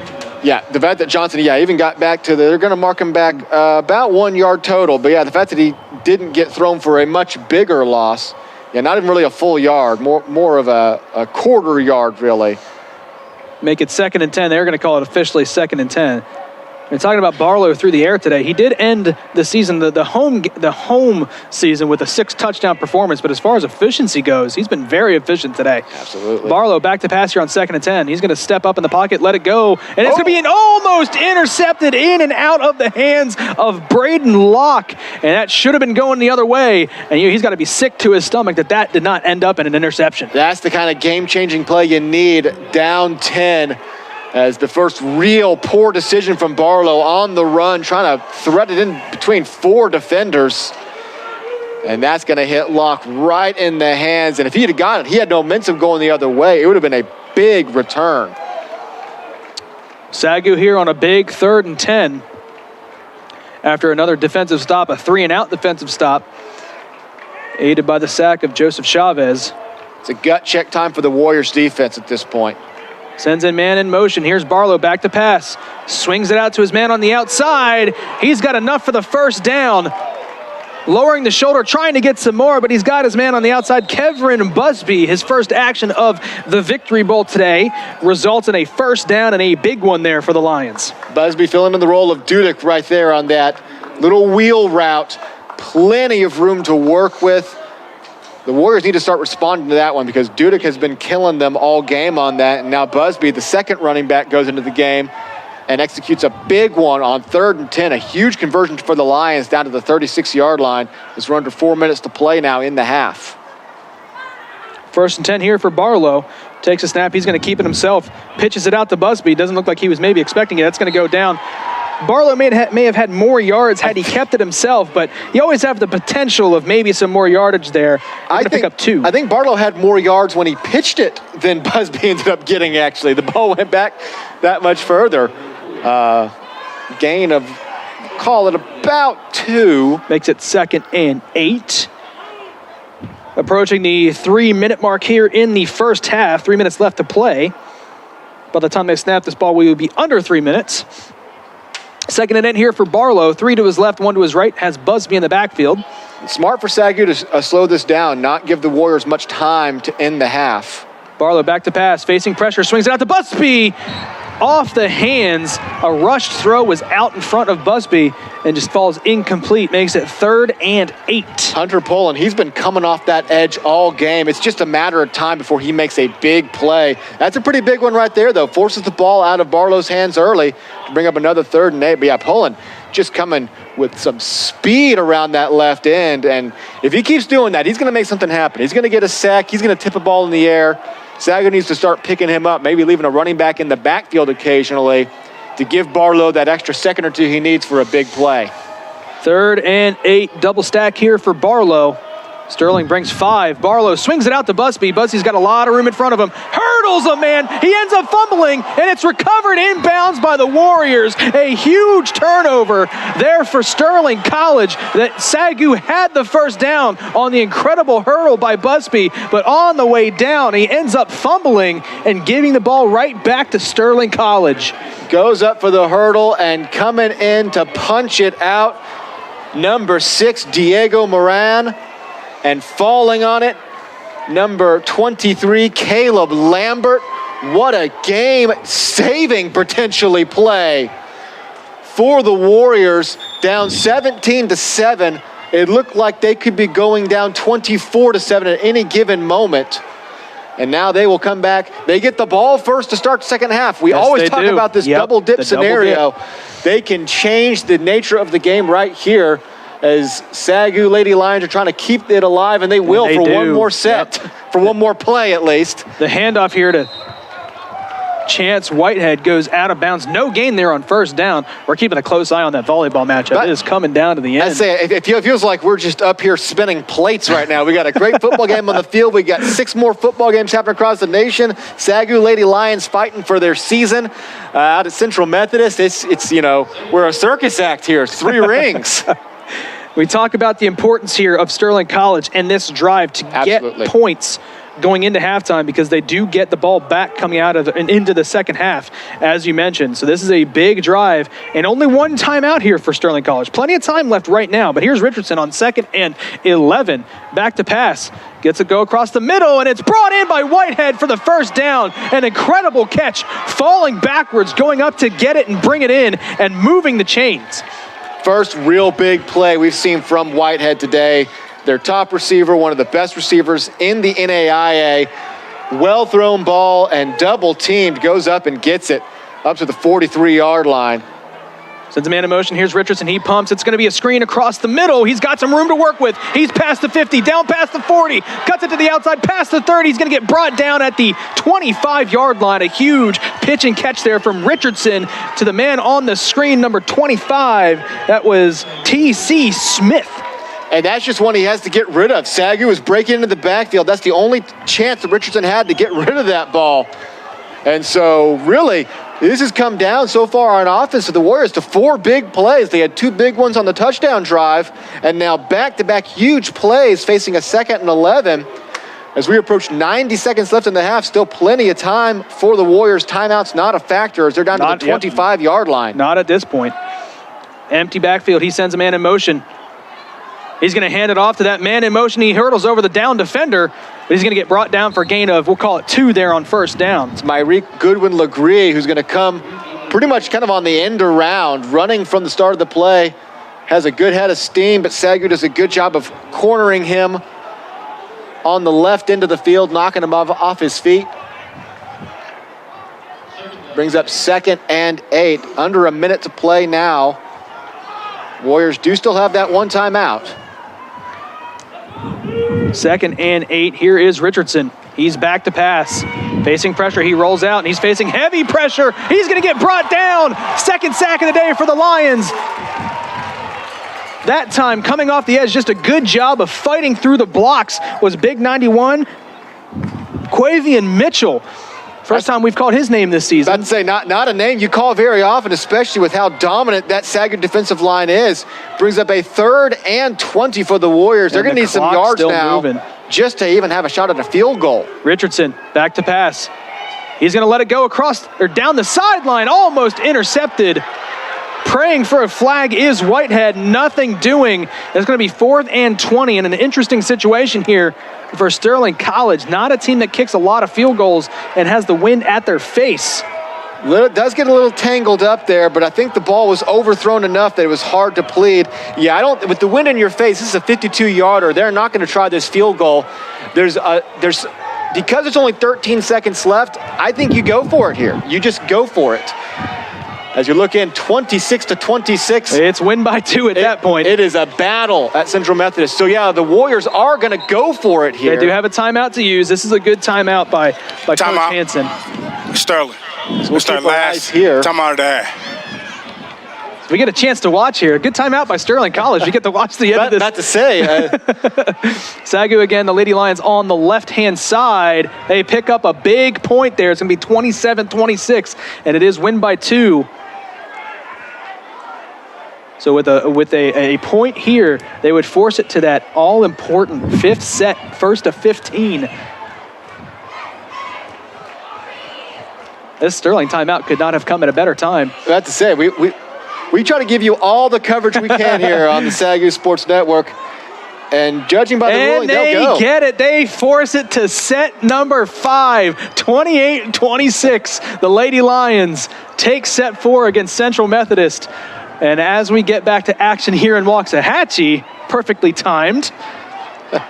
4th and 20, 13 seconds left to go in the first half. And I like the decision here. Even if you don't get it, SAGU's not going to be able to do much at their own 35-yard line with 6 seconds left. Richardson, he's just going to dump it out to the outside. It's going to be a double pass. That looked like it was a forward pass. I'm not sure if that would have been legal as it stood, but it's going to fall incomplete with 7 seconds left. Yeah, that pass definitely went forward. Definitely a forward pass. It stayed behind the line of scrimmage. Now, there was no flag. No flag was thrown, so had they completed it, now maybe there would have been some pleading and discussion had they completed it. He threw that about 3 yards forward. I'm not sure what was seen by our officials on the field. Yeah, but that definitely was a double forward pass, and this is not the modified XFL. you can't pull that off quite yet. Nonetheless, though, SAGU with that huge sack right when the Warriors looked like they were going to be able to cut this back to 1 score. The huge sack forcing the 3rd and long. making two big stops there. They'll just come out. Looks like they're going to go into a, well, they do go 4 wide. We'll see here. And a false start, not the way you want to start. The final 7 seconds. 73, offense. Hunter Griffin. 5-yard penalty. First down. Hunter Griffin gets called for the false start. You have 2 timeouts, but I can't imagine that you're trying to do too much here. This is probably one of those times you just take your knee and get to the locker room. Although you may just hand the ball off to Dudek. I mean, you know he can make a play. Just see if he can break something big. First and 15 here, 7 seconds left to play in the first half. Barlow's just going to stay back to pass. May try to launch one deep, checks it down to Dudek. Dudek shrugs off a tackle.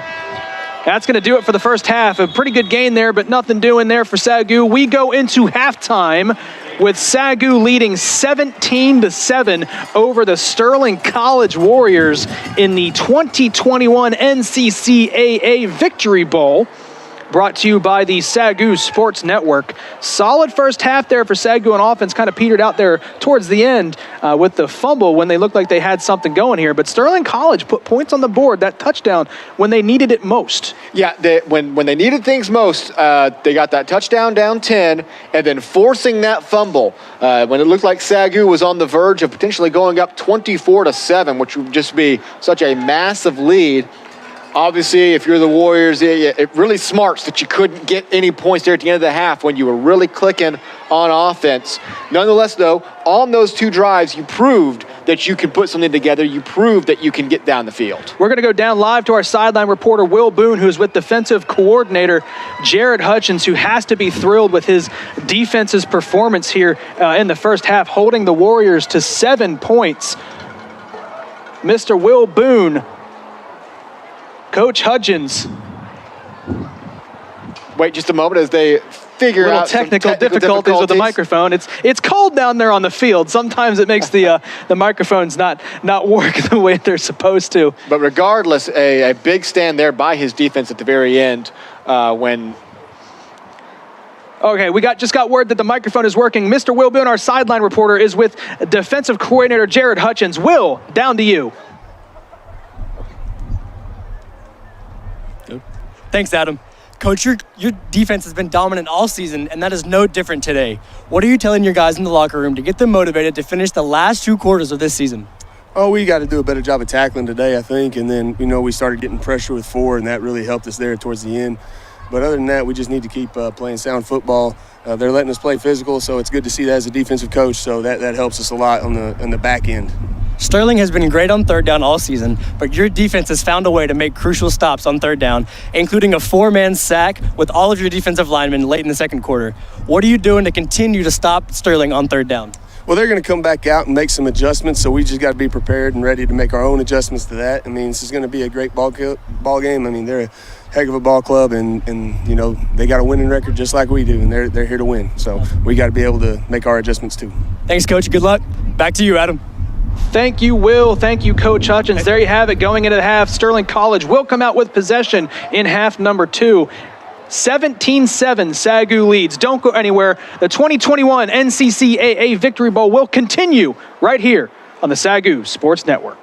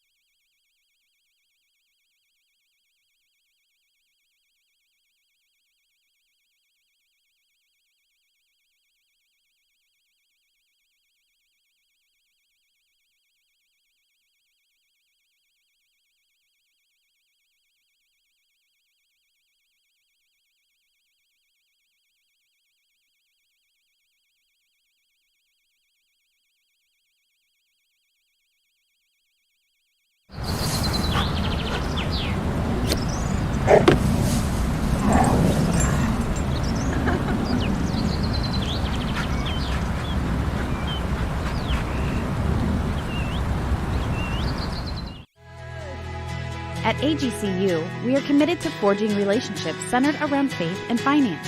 Our purpose is to provide financial solutions to help you succeed while we tithe 10% of our annual earnings to ministry and community organizations. Your mercy's never ending, your kindness never fading. Jesus, you're always with me. You're always with me.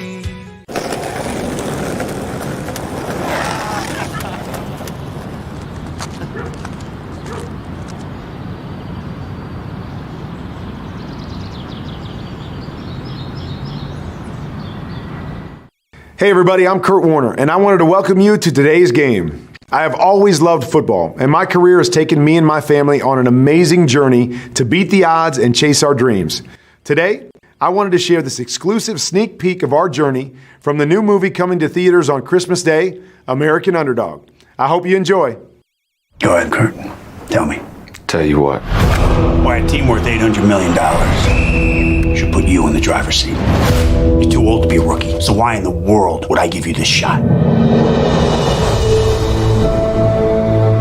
All my life, I've defined myself through sports. I've always come up empty. Coach, I can win for you. You need to start thinking about life after football, son. I was meant for something more. Green went down hard and is not getting up. I wasn't ready for it, but I am now. You were born for this. Something special about you, son. Destiny belongs to the underdogs. You want to prove that?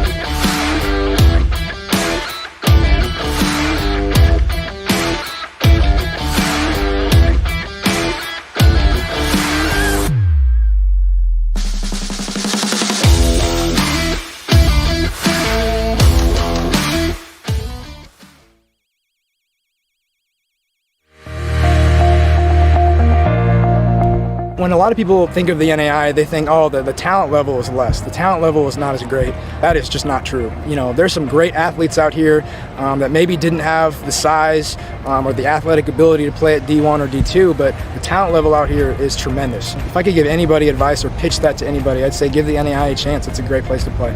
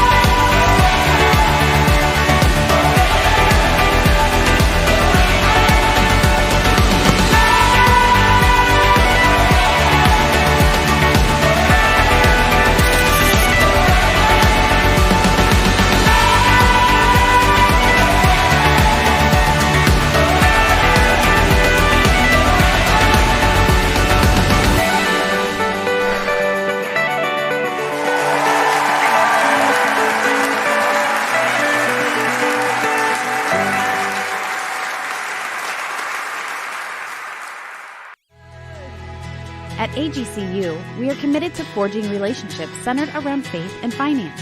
Our purpose is to provide financial solutions to help you succeed while we tithe 10% of our annual earnings to ministry and community organizations.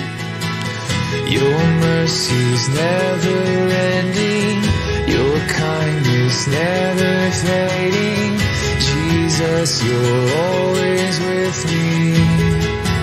You're always with me.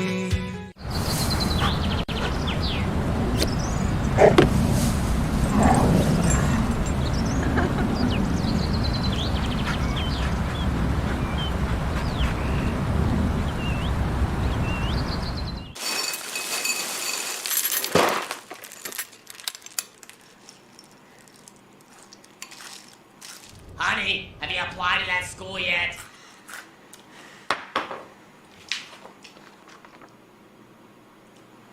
Not really into purple.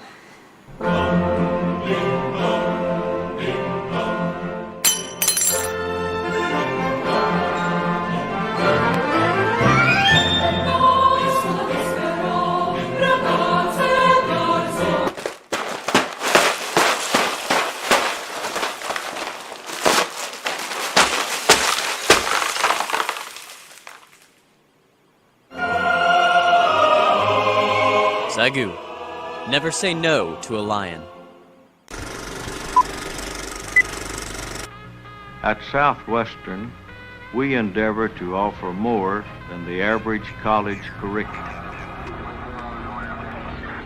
producing men and women whose lives are pleasing to God, and that's worth everything.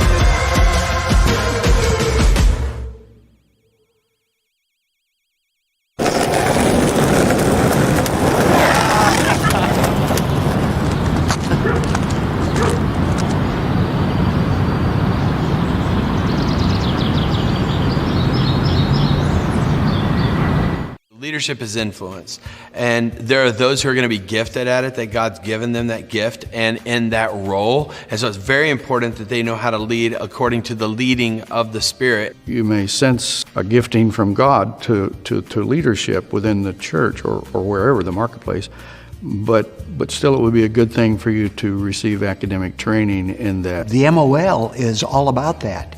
It's about helping people discover their giftedness, have a sense of purpose and mission. It's a 12-course, 36-hour degree concerning organizational leadership. I do some work as a consultant for the Texas Police Chiefs Association, and I run a leadership academy for them. But I didn't have the credentials other than self-study. It meets the need for those who are leading ministries or churches. There's people in there who aren't pastors, who are business people, who are in all kinds of education fields and law. We've had lawyers, we've had military people. From school teachers to administrators to pastors, associate pastors, leaders of nonprofits, leaders of for-profits. With digital efficiency. Professors were phenomenal. The way they lay out the course, the way they create safety in that room for you to be who you really are. That's what's important. Leaders need to be authentic. They taught us how to be compassionate, how to be vulnerable, how to be transparent. but we recognize that there are people on the field who may not be professors, but they've got something to say. So we have two different kind of MOL programs. We have that it can be totally online, or we have what we call an executive MOL, where we bring in a practitioner. Learn how to manage people from your heart, not just from your head. And for 3 days, they have an opportunity to hear the passion, the heartbeat of an energized leader. They have an opportunity to rub shoulders with and hear from someone who is doing it from the field. When I came on campus, it was like a retreat to me. It was refreshing. It was Hey everybody, I'm Kurt Warner, and I wanted to welcome you to today's game. I have always loved football, and my career has taken me and my family on an amazing journey to beat the odds and chase our dreams. Today, I wanted to share this exclusive sneak peek of our journey from the new movie coming to theaters on Christmas Day, American Underdog. I hope you enjoy. Go ahead, Kurt. Tell me. Tell you what. Why a team worth $800 million should put you in the driver's seat. You're too old to be a rookie, so why in the world would I give you this shot? All my life, I've defined myself through sports. I've always come up empty. Coach, I can win for you. You need to start thinking about life after football, son. I was meant for something more. Green went down hard and is not getting up. I wasn't ready for it, but I am now. You were born for this. Something special about you, son. Destiny belongs to the underdogs. You want to prove that?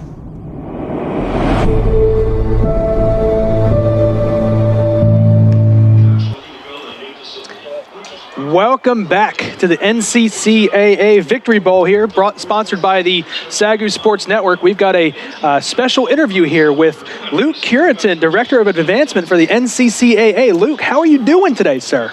Man, I'm doing well. It's a great day. It's exciting to be down here in Waxahachie and a beautiful stadium, watching two first-class teams compete. One more game before the season officially ends for them.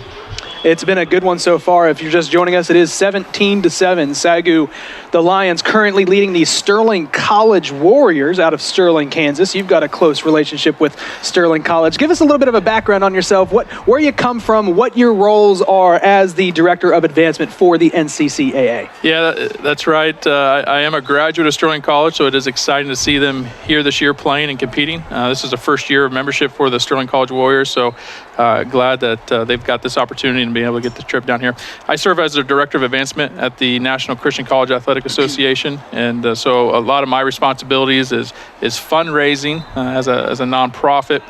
Our membership dues covers about 45% of our annual operations budget. So we go out and fundraise the remaining balance through many different activities, events, donors, foundations, and that type of thing.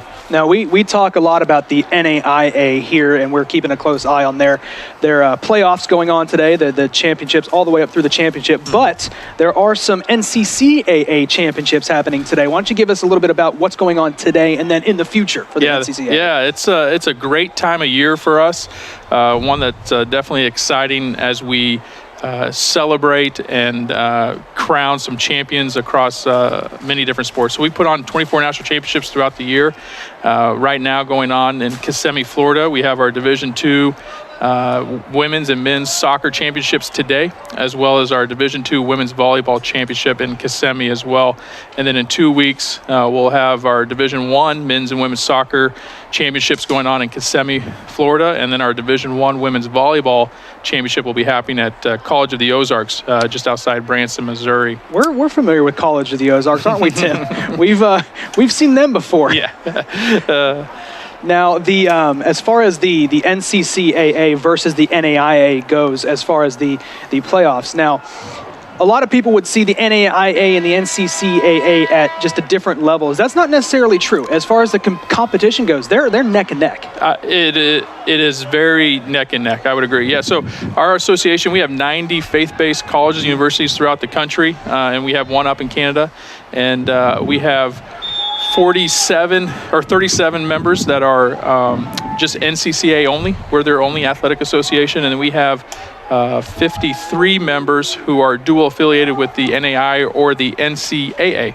And so our competition is really strong.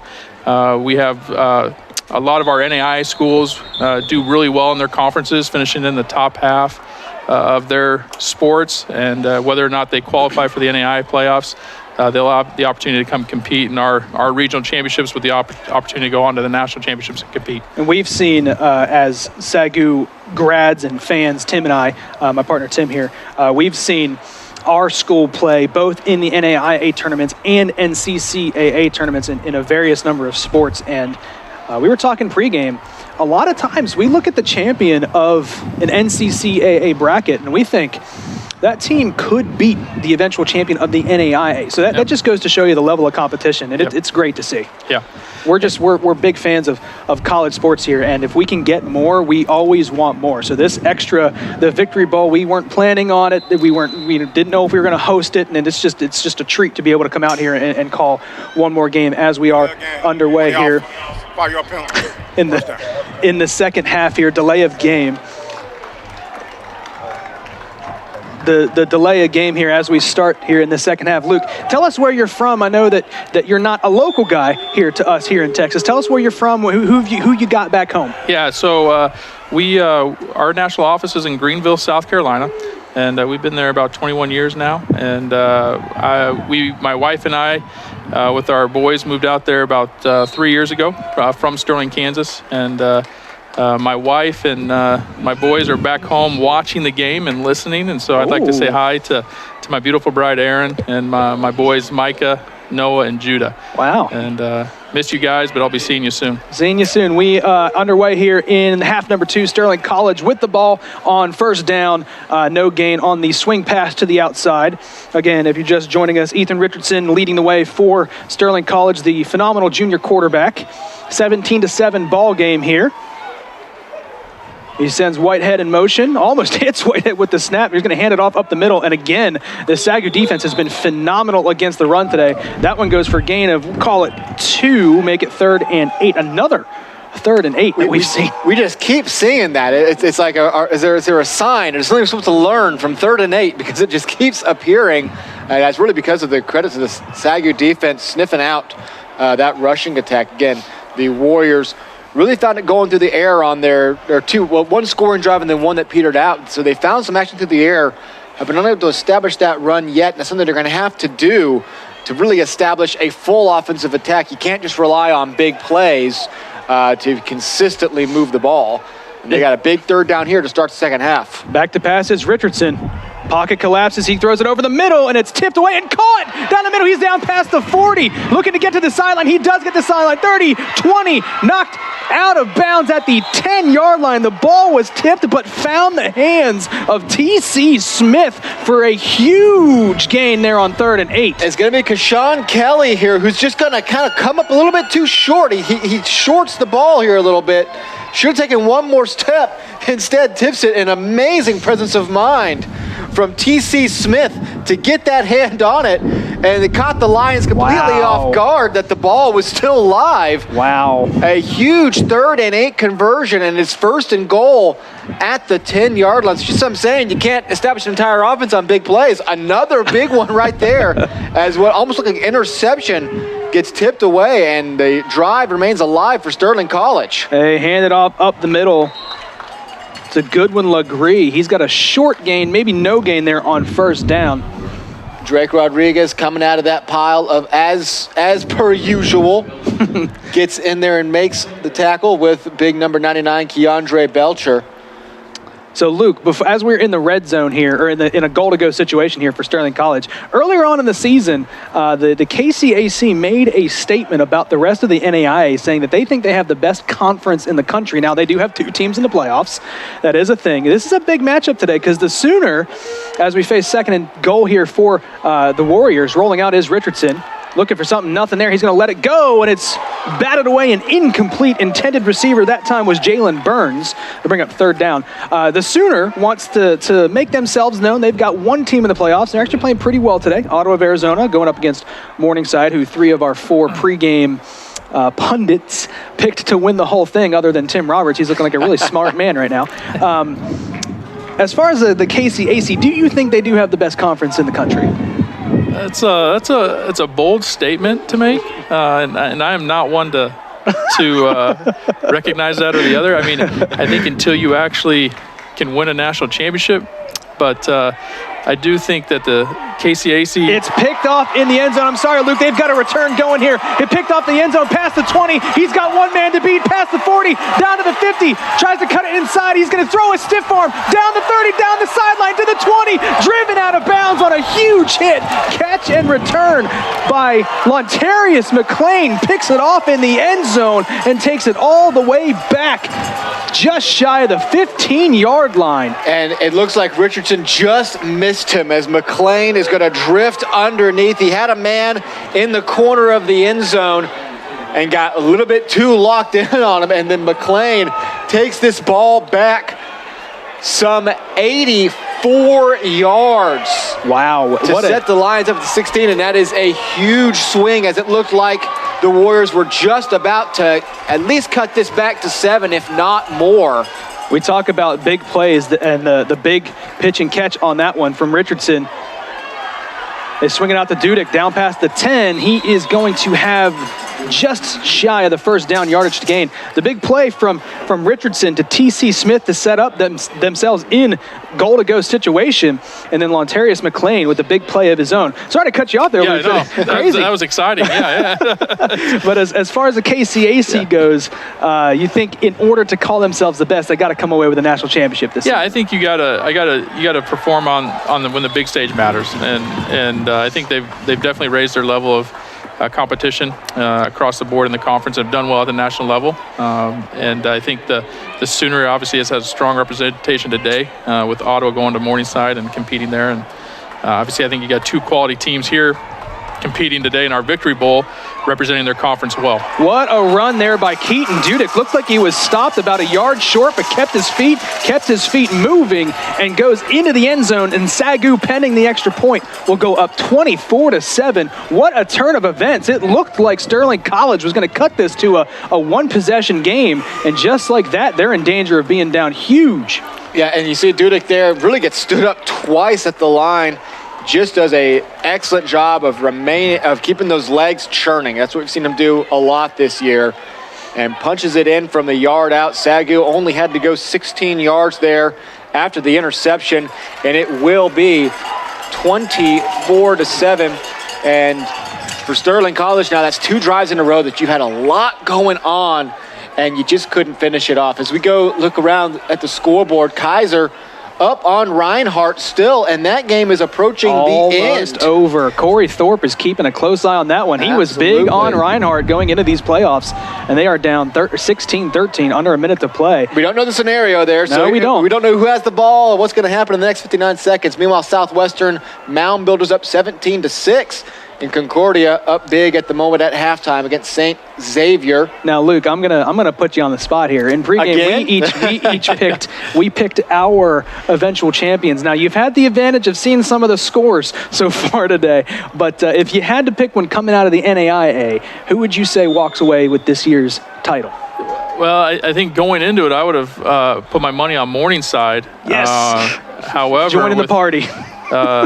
Whether or not they overlooked Ottawa or, just whatever the situation is. But I think time in and every year, I think Morningside's been there. They have the experience. They have a really well-run program from the top down, and that's where I would put my money. heading into the playoffs this year. Well, either way. And that is true with Ottawa, as we talked about the KCAC needing to, win a championship to establish. The Sooner Athletic Conference have been looking for respect for a very long time now, but they can't ever get into that first round. And that's why Ottawa, a team that put up monster stats all year, their only loss was to Langston, is sitting there at number 15. You could take that as a mark of disrespect, but it's just because the Sooners never won. So if Ottawa can finally pull off that huge win, beat Morningside as they're down by 4 at the half, or at the very least keep it competitive to the very end, that might be finally the breakthrough they need to give the Sooner Athletic Conference a little bit more respect. And, out of Arizona, just a really, really solid team. As we do have a Warrior down at the 15-yard line. Looks like he's going to get up and walk off on his own power. It looks like number 38, Edwin Robledo, down on the kickoff return. How much have you seen? You've been around, obviously you mentioned you're a Sterling College alumni yourself. You've been around the NCCAA. How much have you really seen just the overall quality of the NCCAA grow over these last decades? We've mentioned this is, now the 21st year of the Victory Bowl. It's amazing that we have it back, unfortunately. Yeah. Last year, something happened last year. Yeah. Who even knows what happened last year? But how have you really seen the NCCAA grow over these last few decades? It's been exciting. I think overall, God's kind of continued to orchestrate it and continue to allow us to stay true to our mission and to align with some really great institutions across this country that philosophically believe in Christ and the importance and the value there, and then seeing the value in athletics and competition and postseason championships and everything that goes involved with that. And so it continues to rise, I think, as the NCCAA continues to get recognition at a national level. Our partnerships with both the NAI and the NCAA are strong, and I think that just gives value to who we are and what we do in our championships. And our teams continue to produce, they continue to compete well, and they represent not only their institution, the NCCAA, but also their Savior, Lord and Savior, and on the competitions. And I think that just helps continue to do what we do well and put out a great product nationally. 2nd and 8 carry this time, or 2nd and 4 carry rather this time for the Warriors goes nowhere. That was Micah Snooty on the carry. He's going to get brought down they're going to call it no gain, maybe a loss of 1, make it 3rd and 5. Luke, what's next for you? I know that there's a couple of championships here in a couple of weeks. Where do you head next after the Victory Bowl today? What's your next move? Yeah, so my next move obviously is heading home, and I'm going to spend time with the family for Thanksgiving. And as far as that, just working on some year-end things, finishing up some fundraising there. We have we put out a Pursuit magazine that comes out 3 times a year, and finishing up the December issue there that'll hit mailboxes hopefully here in a couple weeks. And and just kind of helping out the rest of the staff, kind of being available to help wherever they. I'm sorry, Luke. It's picked off again. Every time you get going, SAGU comes away. And it's fumbled. It's Sterling hops on it. They've got possession right back. This is a very important scrum here. We'll take a look at who's got possession of the fumble after the interception by Kevion Davis. And SAGU does indeed come away with it. Comes out with it. Yeah, it looked like the Warriors had clearly fallen on it as a play just kind of turns into an entire jailbreak scenario here. Kevion Davis had an interception in the first half, called back on a pass interference penalty. It is going to get jarred loose right here as he goes through just a host of Warriors. And it really, Isaac Gowdy came away with it. And Davis is the one who kind of tripped it loose, and it just kept wobbling loose. Wow. And it's going to be Gowdy who falls on it. Yeah, so the action keeps interrupting your sentences, but go ahead and continue on that one. Yeah, back Luke, continue. Sorry. Yeah, no, it just helping out my staff and being available to be there and help them wherever they need fit. And, Lord willing, finish out a few more championships and head into the new 2022 year on a high note, and look forward to rolling into the winter championships and then spring. What are some of the championships to keep an eye out for in the springtime? Yeah, so our basketball, our association was founded with a men's basketball tournament, and that's kind of how the National Christian College Athletic Association came about. And so I think both of our basketball tournaments are kind of the premier championships for our association, so those will be happening in March. And we love basketball here at SAGU. I'm not sure if you're familiar with our program, but they are a lot of fun to watch. The snap is bobbled. Barlow gets it back and slides down. That was a fortunate no-gain play there for SAGU. Really the third or fourth time now that Barlow has, he's almost thrown some interceptions, has some ball slipped out of his hands, some bad snaps. He has just been dodging disaster back there and just does a good job of getting back on that one. 3rd and 5 here for SAGU. This is an important down here for Sterling College. If they can hold SAGU to 3 points here, they got to be thrilled with 2 turnovers here in the second half. Yeah, keeping it a 3-score game right now is crucial. You don't want to find yourself down 31-7. You keep it at 27-7, you're still just 20 points down. That's just 3 scores, and they've shown the ability to get some big plays. Barlow back to pass. He swings it out to Dudek. Dudek is wide open. He makes a move at the 10, makes a man miss into the end zone. Keaton Dudek with his 3rd touchdown of the game, 2 receiving, 1 rushing. And he's going to put SAGU, like you said, Tim, pending an extra point, up 31-7. And SAGU has blown this game absolutely wide open on the back of 2 turnovers here in the second half. And it's that wheel route again that Barlow's just been going to all game. It just continues to work. Dudek gets plenty of space out there. And yeah, after having to march every single drive of the first half, they do it in very quick succession thanks to 2 interceptions.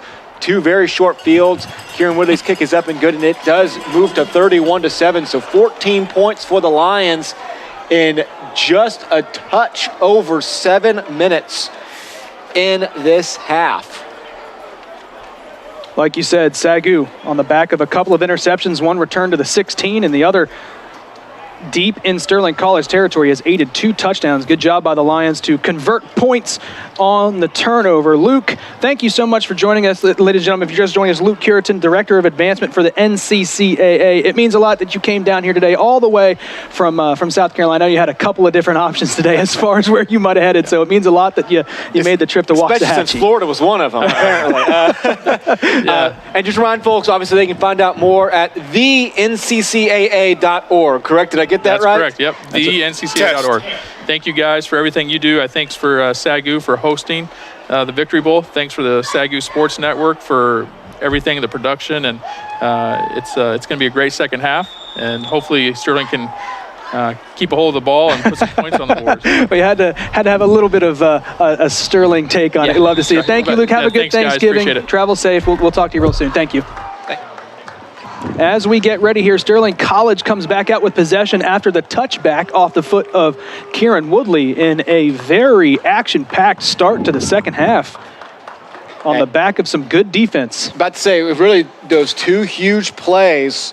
Now for Ethan Richardson, it's about calming the team down, getting back out here and just executing 1 play at a time. They really had on that first drive, they were clicking down the field, had the big play, and just missed the underneath defensive back. That interception has seemed to turn things completely around. Richardson turns around and hands it off, and SAGU again. This defensive front has been so good against the run today. Just have not allowed any cracks in the armor for the SAGU front 7. None at all between Snooty and Copenny. Neither have been able to find any sort of traction, just a gain of 1 or 2 consistently. And really, you go back to the end of the first half, too, where the Warriors, down 17-7, were driving, had that big sack, couldn't come away with any points. They had the opportunity there for the double dip. They could have got a field goal, a touchdown on either of those, maybe tie the game back up. But the SAGU defense has held when it's mattered most. 2nd and 7. They will turn around and hand it off again. This time, a decent run there on 2nd down. One of their longest of the afternoon. It's going to make it 3rd and about mid here. Yeah, 3rd and 4, and even with all the 3rd and longs they've been facing, their 3rd down conversion rate is somehow still at 44%, and that's with these consistent 3rd and 8s we've been talking about. Some 3rd and 20s, of course, those are the ones they didn't convert. So this is what they want to do, and this is something they haven't been able to do all game, is establish an offense. Just, chip away, rather than, rely on the big play. So it's a big 3rd down here to try to find any momentum back as they've fallen behind by 24 points. Rolling out to the left is Richardson. He's going to throw it off his back foot, and that is incomplete. That brings up 4th down. And a decision to be made here, and it will be the punting unit who comes out onto the field for the Warriors.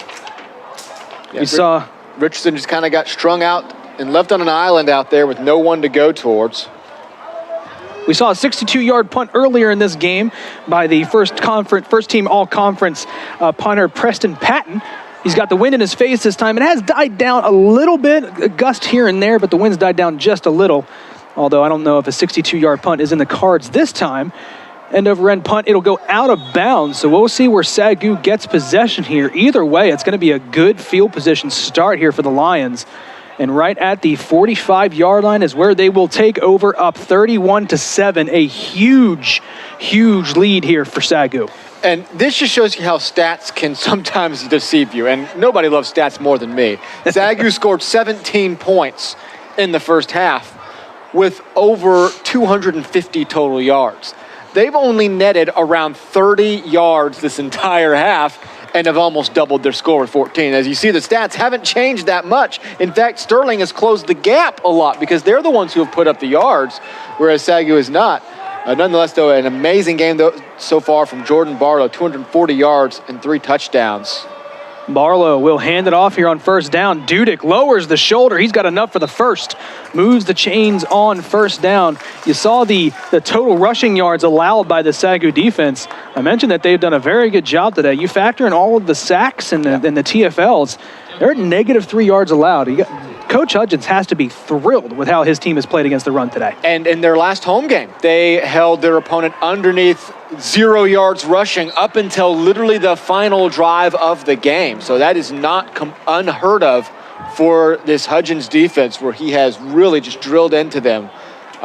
It's so funny. At the end of the half, he was talking about how we got to get better at tackling. They've only given up 7 points, and he's still saying we're not tackling well enough. You know, he drills that much excellence into their minds that 7 points is 7 points too many in his mind. First down run there, 2nd and 8 on the option to Busby. Here's Barlow, 2 men in the backfield. Takes a snap. He is going to hand it off. That one to Busby again. Or rather, new running back check into the game. I apologize. DeKevion Rose gets his first carry of the ball game.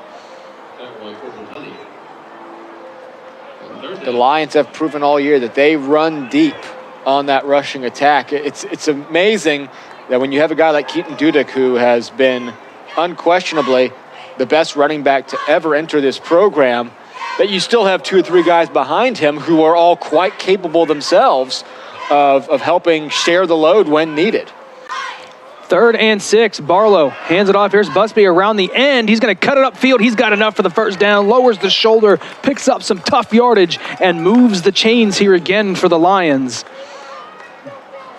As they move deeper and deeper here into Sterling College territory. And as I said, another handoff to Busby, who's had a really solid game. He had, of course, the fumble at the end of the half that really seemed like it could have shifted the game entirely. But outside of that one little mistake, which even happened while he was pulling a highlight reel play going for the hurdle, he has been a very big asset so far. Barlow keeps it. He's going to fake the pitch, run over a man, fall forward for another yard possibly there. They're going to give him about 4 there on first down. And that's Coban Honey that he's going at. Up by 24 points. Barlow still has no problem initiating contact with linebackers. This guy is a 6'2", 210-pound linebacker. And Jordan Barlow says, well, I'm a 6'2", 210-pound quarterback. So let's just see what happens. 2nd and 6 here for the SAGU offense.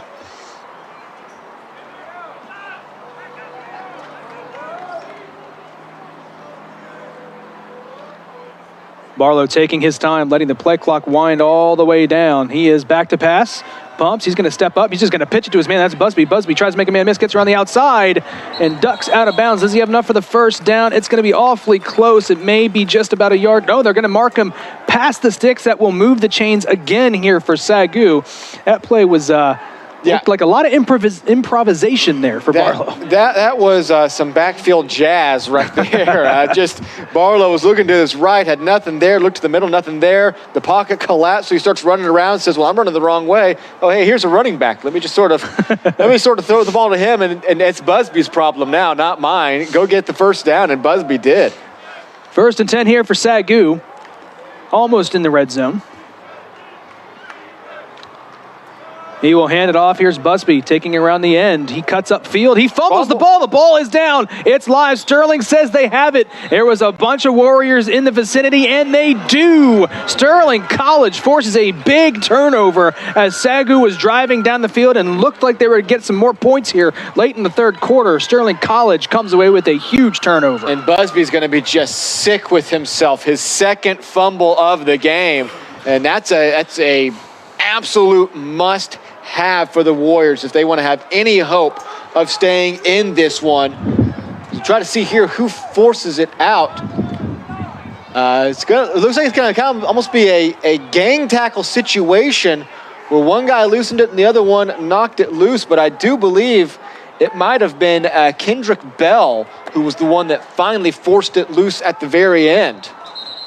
We got a flag here. It's going to be a false start going against the Warriors, so move them back 5. But yeah, that is a offense. 5-yard penalty. First down. The Warriors still find themselves very much in a hole, down 24 points. But as we always start, game theorying out a situation, that is still sort of technically a 3-score game. It involves 3 2-point conversions. But going down 38-7 with just a little over a quarter to play, there's not much left to play for. That turnover at least gives you a puncher's chance now. Get a big play or two again and maybe find yourself back in striking distance. Here's Richardson back to pass. Looking to the outside. He has his man right at the original line of scrimmage. Kevion Davis is going to wrestle him down, but that's a good gain there on 1st and 15. Finds his man Chance Whitehead on the outside. And you know that he would love to be going to Whitehead a lot more than he has been. Whitehead has had one big catch over the middle. Besides that, he's kind of been restricted to these corner routes. And it's not a bad pickup on first down, picking up 10 yards. But I imagine a situation like this where you need points and you need them in a hurry, that Richardson might be looking Whitehead's way and quickly on a lot of these plays. Whitehead in motion. Here's Richardson on 2nd and 5. Takes a snap. He's back to pass. He lets it go to the flat. Has his man, Whitehead. He's got enough for the first down. And here we see Chance Whitehead, one of the most targeted receivers in the nation, and you see why. He's been a busy man today. Yep, and like I said, he's just going to set up, run, does a good job, has that momentum running. When he runs, goes in motion, cuts out, plants his feet, creates a separation. Good read by Richardson to see him doubling back to the ball.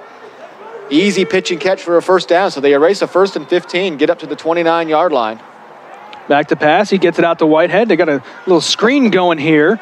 He's going to pick up, we'll call it 5 there on first down. A decent little pickup there from the swing screen out to Chance Whitehead. Yeah, this is just a matter of getting the ball to your best player. Just get it into his hands as quickly as possible, in any way possible. We saw him do a direct snap to him earlier. So you need yards and you need them in a hurry right now.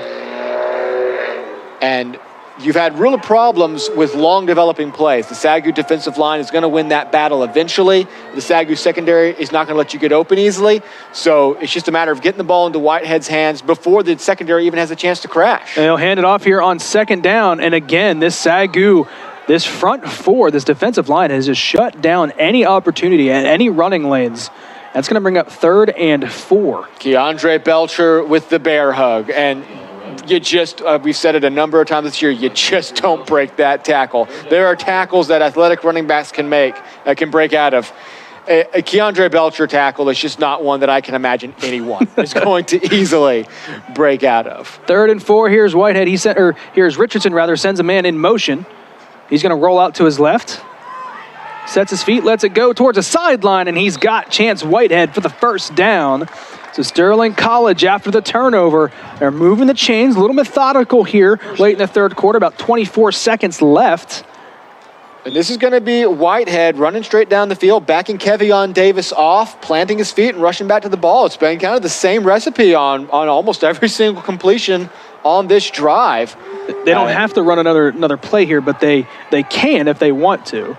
The wind is in their face, but obviously time is also a premium. So every play you can get, you take right now. He's facing pressure, and down he goes. Stepped up to get away from Drake Rodriguez, but waiting were the arms of Keandre Belcher, and down goes Richardson, and that is how the third quarter will end as the teams flip sides here and get ready for the fourth quarter.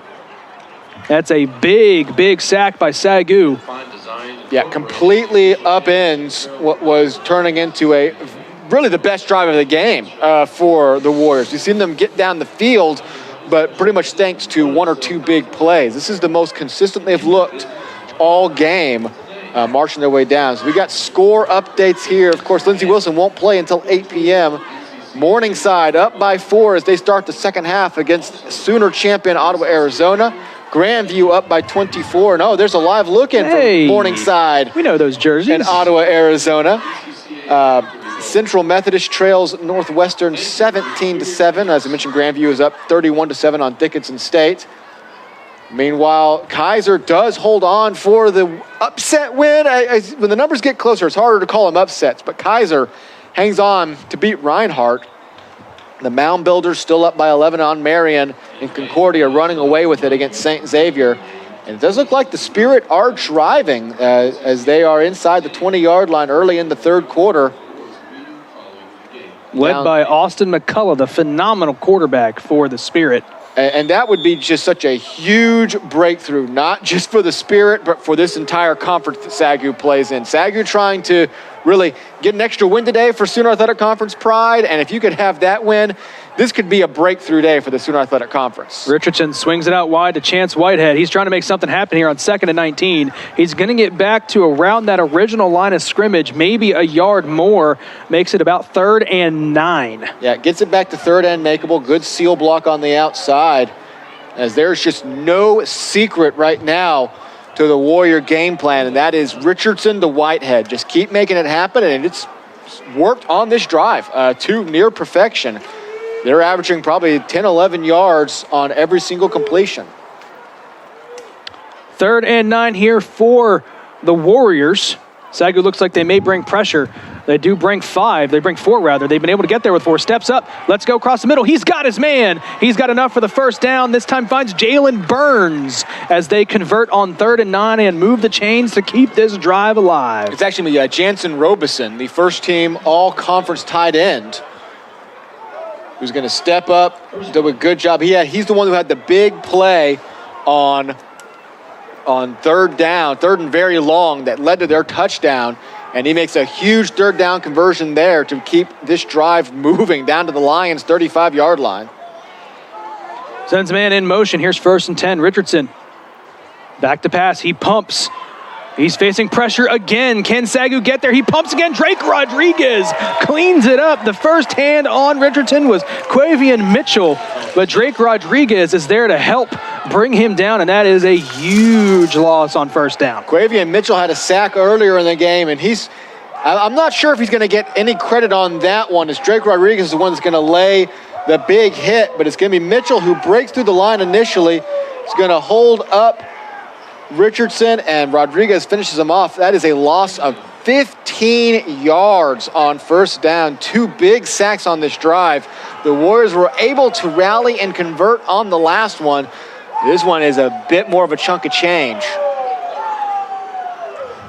2nd and 25. Richardson back to pass, looking across the middle. He's got his man. He's trying to pick up some sort of yardage there. He finds T.C. Smith. Makes it 3rd and a little bit more manageable here. It's about 3rd and 20 at this point. They've converted 3rd and 22 so far this afternoon. And at this point, you're also looking at 4-down territory, inside Lions territory. So don't have to pick it all up in this play. If you have an option to pick up 12, 15 yards, you go ahead and take it. You got a safety valve tight end underneath there. You got Whitehead all on his own at the top of your screen. Back to pass. Richardson just going to get it to Whitehead, trying to set up some blocking here and get something going. He's going to get pushed out of bounds by Kevion Davis. That makes it 4th and we'll call it about 12, I think, is we're going to mark him out of bounds. 4th and 13, rather. And like you said, this is 4-down territory. 12 minutes left to go in the 4th quarter here. Yeah, 4th and 13, they're going to end up saying at the 38-yard line. And this pretty much is the last gasp for the Warriors. They can convert here and go down and get some points. They may have some fight left in them still, but under 12 minutes to play, down by 24, it's going to be very tough to pull anything off. They don't convert right here. Here's Richardson. He sends Smith in motion. 4th and 13. Richardson back to pass. He's going to roll out to his right. Pumps. Likes to get it across the middle. It's broken up. That will be a turnover on downs, and SAGU survives the fumble without allowing any points, and they will come back out here on offense. And I think the Lions knew where this play was going. There was quadruple coverage on Whitehead. I was going to say triple coverage, but you're right. There was 4 guys there. 2 men underneath and 2 up top. The 2 underneath broke it up, and the 2 up top were there to finish the job. Even if he had caught it, he wasn't going to pick up first down. How about this? Ottawa of Arizona. They'd score a touchdown, up 38-35 against Morningside. That's a good showing for a Sooner Athletic Conference team. You love to see that. It's a big game.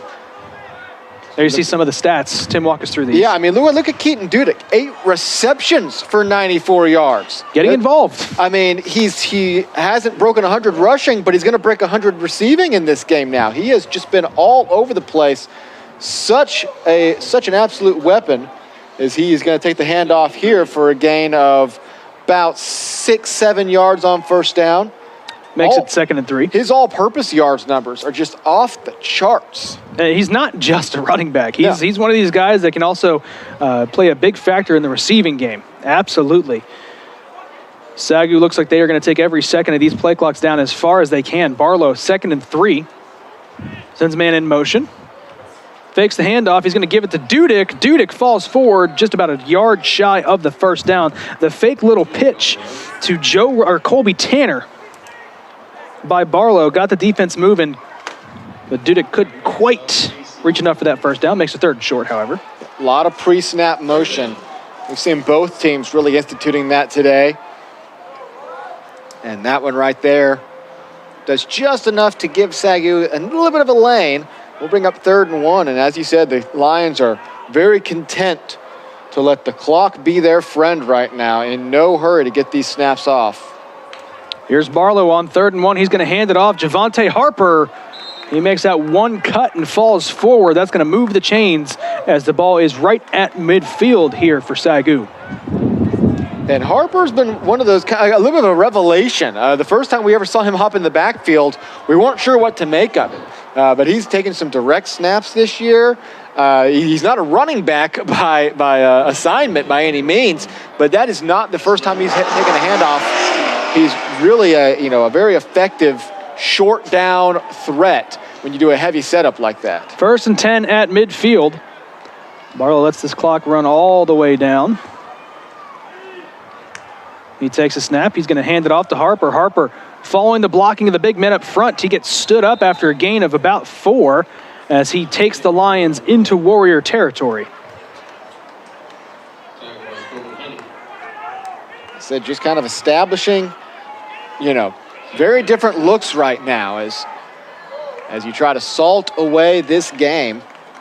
Up 31-7, safely in the lead, and as we approach 9 minutes to play, looks like it will stay that way. Ironically, Jordan Barlow may not break 300 yards passing in this game. He had like 180 in the first quarter alone. Here is the Lions offense on 2nd and 6.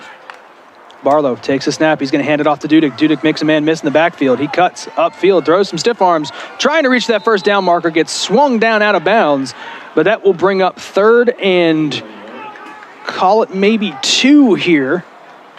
So another 3rd and short situation here for the Lions. As I've said a number of times here, Dudek, he's a weaving runner. He can cut really fast, but what he does best is just sort of put you on a track. And he makes those adjustments to get you out of the way. That's what we saw him do on the touchdown catch earlier. Just ran the right adjustments to get the defender's feet and head in the wrong spot, and then just sort of weaves around you. It happens so fast. 3rd and 3, Barlow back to pass. He thinks he has a free play, but he doesn't. He's going to let it go across the middle. Puts it right on the money to Keaton Dudek. Dudek loses his feet. Ball comes out. I think he was down, however, and they will rule him down before the fumble, so that'll move the chains here for SAGU. That was an interesting-looking play. Barlow, I think maybe he had a free play, he thought, but he just let it go across the middle. Almost took Dudek by surprise. Yeah, I can't even tell. It almost looked like Dudek thought the ball, and you know what? That might have been a fumble. He was ruled down. I don't think he was down. Now, he was able to still get on the ball, although in that situation, he wouldn't have had the first down. They ruled him down very quickly. I think that ball might have been jarred loose before his knee hit. So a little bit of a break for the Lions as they'll keep the clock moving as they pick up another first down to the 38-yard line, under 8 to play.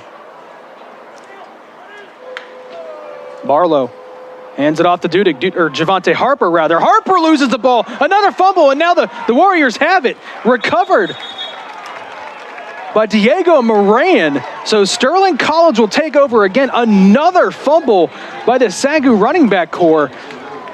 And that's going to make you upset if your Coach Smith just fumbles, just giving the ball right back to Sterling College. 7.5 left to go here in the fourth quarter, and now the Warriors have the ball right back. Yeah, 3 fumbles, all deep to at least moderately into Warrior territory as well.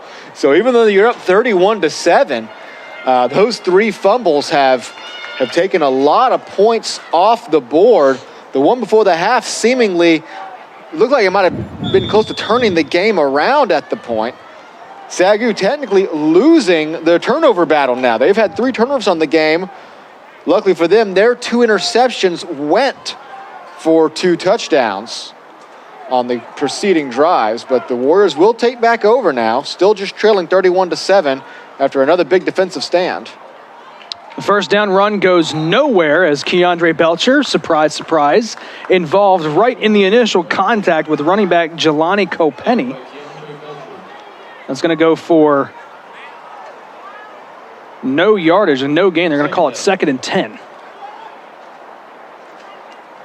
And I mean, I can't recall, I think the longest run of the game for the Warriors might be 4 yards. And I'm not even exaggerating. That is how strong this Lions front has been. And it hasn't been due to breaking through the line and disrupting and throwing guys for losses in the backfield. It has just been holding the line at the front and bringing them down before they can move. The pass goes out wide for the intended receiver, number 11, Goodwin Legree, but there is a flag back in the backfield. I'm not sure if they're going to get Rodriguez for a blow to the head. That's going to be roughing the pass. Personal foul. Roughing the pass. 50. Defense. 15-yard penalty. First down. Yeah, just kind of landing and throwing those hands forward into the helmet of Richardson. Penalties have stung the Lions a few times today. They had the pass interference called that erased an interception. Had a couple more here and there. And that one's going to give the Warriors a fresh set of downs when they were about to face down a 3rd and 10. 1st and 10 here, new set of downs. Thank you to the penalty against SAGU. Richardson will swing it out to Smith. Smith, he put it on the money, turned around. It was just kind of right there on his hip. He brings it in for 7 yards there on 1st down. It looks like that's going to get to Smith about a half second before he was ready for it. And he does a good job of, quickly responding. And you can see he's a little upset. He thought he had a chance to maybe turn around and break for some more yards there. The Warriors will cross midfield. 2nd and 4 here for Sterling. Sends Smith in motion. Richardson back to pass. He's going to roll out to his right, lets it go, and finds his man. It looked like he was bobbling it out of bounds, but they're going to rule that a catch. That's a really good catch on the sideline by Myreet Goodwin Legree. On the run, Richardson. And it did see, it looks like he was able to just corral it in time to move inside the 35-yard line.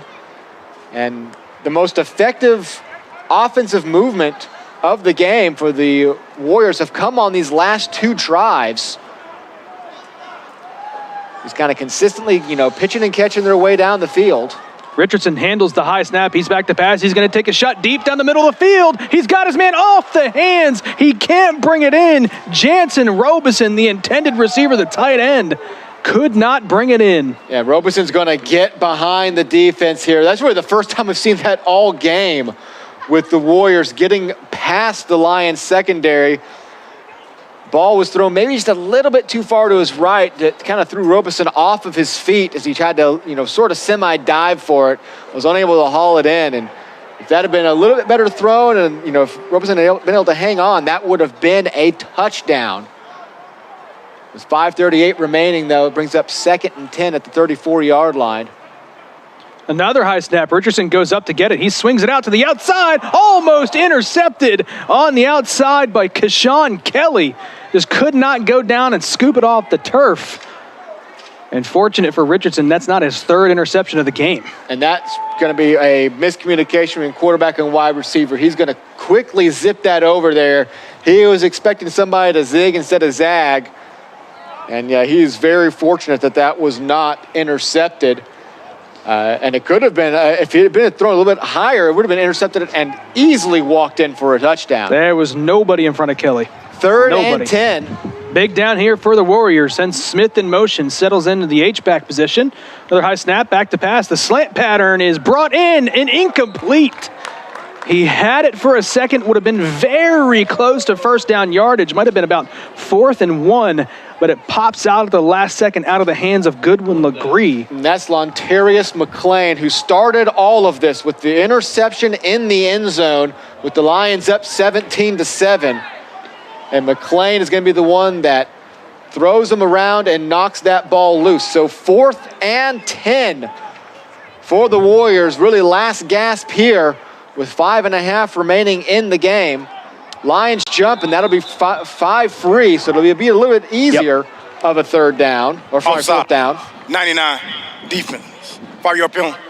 Repeat 4th down. Keandre Belcher jumps off sides. He was ready to get after the quarterback there on 4th down. It's 4th and 10. Those guys love a pass rushing situation. And Keandre Belcher, this is his last game. He's a senior in the roster there, so he's wanting one more. That's what he's thinking right now. 4th and 5. 5.5 left to play. 5:27 to be exact. Here's Richardson. 4th and 5. Another high snap. He handles it. He's back to pass. He lets it go deep down the sideline, looking for the end zone. It's brought in and caught. What a pitch and catch. He finds his man, Myreek Goodwin Legree, for the touchdown in the back of the end zone. What a ball there by Ethan Richardson. That's the best route and throw of the game, just over the defender. Goodwin Legree plants both feet, secures the ball. A beautiful throw on 4th down to give Sterling their first points since the start of the second quarter, very early in the second quarter. It will come on for the extra point, down 31-13. On to kick the extra point is Samuel Paz Perez, the place kicker here for the Warriors. There is going to be a flag for a delay of game, as there was a miscommunication there getting the extra point team onto the field. They're moving back 5. Delay of game. They out. 5-yard penalty. Repeat.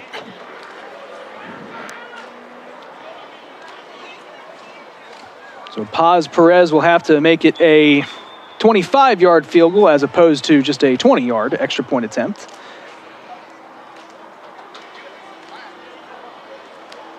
And a lot of movement up front. The snap just never came. The holder looked like he was ready, but it just never happened.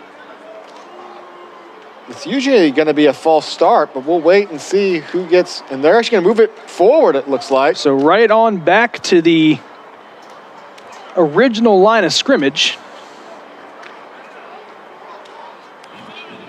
Encroachment.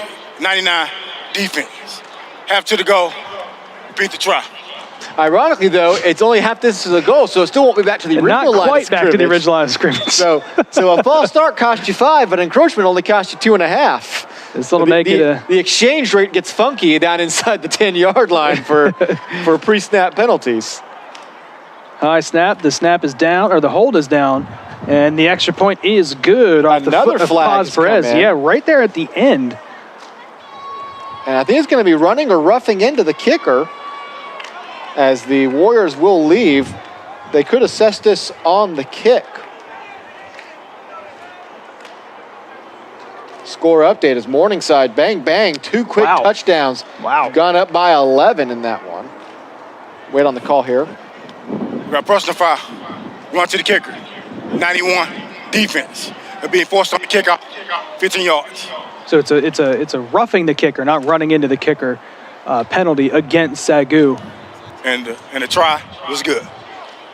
There you see the Morningside Mustangs take the lead on Ottawa. Southwestern, the Mountain Builders. Ottawa driving, however, after giving up 2 touchdowns. Southwestern Mountain Builders up 17-14 as Marion is cut into that lead. Now this makes it a little bit interesting. Obviously, you're down by 17, just 5:20 left to play, but I think definitely at the 50-yard line, there's no reason to not try an onside kick here. Even if you don't recover it, SAGU's only going to get the ball at around the 40. So I think you absolutely try this onside kick just to see if you can kind of keep things rolling in your direction. It'd be it looks like they're going for it. Yeah, they're definitely lined up in onside look. Oh, and it's a live ball, but brought in by Zachary Johnson. They were offsides anyway on the try, so that would have been, regardless, would not have gone over to the Warriors. We're at offside. And that will just be waved off. So SAGU will take over here with just over 5 minutes left to play, and this one up 31-14. Really blew it open here in the second half. And fortunately for SAGU, those two interceptions early in the third quarter led to scores because they've fumbled the ball away a lot here in the second half. And the offense has not scored outside those two turnovers. It's very weird to look at a situation where 3 of your last 5 drives, your real drives, not including the end of the half, have ended in fumbles, and you're in totally good situation thanks to those 2 interceptions that set you up inside the 20-yard line twice. They're going to bring pressure. Barlow swings it out quick. He's got his man. He's going to duck forward. He's got enough for the first down. Runs over a defender. Spins off the attempted tackle. My goodness, on the outside, Adrian Rowell making a play with the ball in his hands. And that's a very quick pattern out that usually is just going to go for 5 or 6. And he turns it into 15 or 16 inside Warriors territory. SAGU picks up the first down. We are now officially under 5 minutes left to play in this one. Barlow has been letting this play clock run all the way down. Trying to get out of here with the 2021 NCCAA Victory Bowl victory. Barlow hands it off to Dudick. Dudick's got a lot of room up the middle, and he's going to get taken down just about a yard short of the first down. That one faked me out. I was looking up top for the screen pattern as well until I realized he's not holding on to the ball. Dudick picks up an easy 9 up the middle. Continuing to add on to his historic rushing season that has far eclipsed any previous Lions running back single season record. 2nd and 1 here for SAGU. The clock approaches 4 minutes left to play. They let it run down under 5, the play clock. They will hand it off to Dude again. He cuts back, cuts upfield. He's got enough for the first down. Needed 1, got 2, maybe got 3. That will move the chains and keep the clock moving here for the Lions. Again, under 4 minutes to play. And the Lions are closing in now on, as we mentioned in pregame, a historic mark. This win will mark them at 9-3 on the year for what will be their best record of all time. They had an 8-3 season before that ended actually in a Victory Bowl loss to drop them to 8-3. They had started that year 8-1. And unfortunately for them, lost the last 2, the Sooner Athletic Conference Championship game and then the Victory Bowl. But this now will be that elusive 9th win this year. As you mentioned, just 2 years removed from a season in which they didn't win a single game. In 2019, the last normal season, as we'll call it, went 0-10, just couldn't put it together. And what a turnaround job Coach Smith has been able to put together here, building this squad. They went over 500 last year in the fragmented 2020 season. And now here, about to move to 9-3, a Victory Bowl title, and making a case for the best overall season in SAGU history. We were debating some of it pregame, but some of the stats will definitely point towards this team.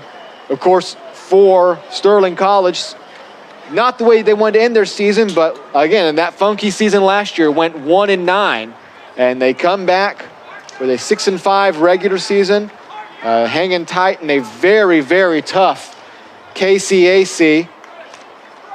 As the Lions have now moved far enough down the field, and there's enough time left that they can, I think, move into victory formation. We'll see if they'll actually start to kneel down. 3rd and 4. Barlow's going to keep it himself. He falls forward, doesn't quite have enough for the first down. I thought they had motion for first down. That's on me. I thought they were lining up to kneel down since they picked up the first down. The clock will roll as it'll bring up fourth down as we're under 2 minutes left. But yeah, for the Warriors, tough end of the season, losing the Victory Bowl, but after just winning a single game last year, getting 6 wins this year in a very tough conference, and getting that postseason play, getting that extra game in their first Victory Bowl appearance. About a minute and 20 seconds left. SAGU's got about 25 left on the play clock. They can take this all the way under 1 minute. Looks like they will go for it here on fourth down, as regardless of the outcome of this down here. Well, Sterling College will take a timeout here and actually stop the clock with 1:08 left. Sterling, the first timeout of the half. And for SAGU, this is a year that not only are you 8-3, but we talked about it a little bit. You had 3 losses, all of which you found yourself down massive early to very good teams. The 3 teams that are ahead of you in the conference, all of them were ranked in some fashion during those games. Texas Wesleyan was receiving votes. All 3 of those teams were ranked inside the top 25 at one point this year. You found yourself in huge holes. The Lions came back in every one of those games to cut it to a 1-score game. They were just a few yards away from potentially beating Arizona Christian. They cut it down to 7 against Ottawa, Arizona. Cut it down to 7, I believe, or I think it was even 6 against Texas Wesleyan. They were unable to finish off any of those. But you play a little what-if game. If those first halves has gone a little better, with how dominant they have been now to close the year on 6 straight wins, you have to think going into next year with a lot of these key players coming back, they could just make a swing at the conference title, and they could be playing more postseason football next year. Barlow keeps it himself here on fourth down. Needed about 4, and he got 3. So Sterling College will take over here with 1 minute and 2 seconds left. And this one down 31-14 in a game that is all but over here in Waxahachie, Texas. A game that turned in a matter of minutes at the start of the third quarter, with the Warriors driving down 17-7. Looked like they were about to, at the very least, cut it to 1 score on a field goal. An interception in the end zone led to a quick SAGU touchdown, and then another interception just a few plays later led to another quick SAGU touchdown. The Lions have not managed to score since. It's been 2 fumbles and a turnover on downs. Meanwhile, the Warriors have had a turnover on downs deep in Lions territory before they had a nice drive in on a touchdown last time. But those 2 touchdowns in just a span of around 2 minutes, 2 or 3 minutes, were a little bit too much for the Warriors to overcome today. As Ethan Richardson will come out one last time. Final 62 seconds of the Victory Bowl. They will let it go across the middle. One-handed grab. What an incredible catch. Wow. Sticks that left hand out there and brings it in. That was Vincent Conklin who goes up and brings that in. It may be late, but it's never too late to make a highlight reel catch. Absolutely. That one's going to go on the highlight reel there for Conklin. Just stuck that left hand out and brought it in. That's one of those I call a crop play. You take that play, you just crop out what the scoreboard says, and you put it in there. They're going down the sideline, and it is incomplete. Intended that time for Myreek Goodwin-Legree. Almost dropped it in there. He puts it over the top of Keyshawn Kelly. And if that have had a little bit more mustard on it, I think Goodwin-Legree is going to get underneath it and take it to the house. 37 seconds left here in this one.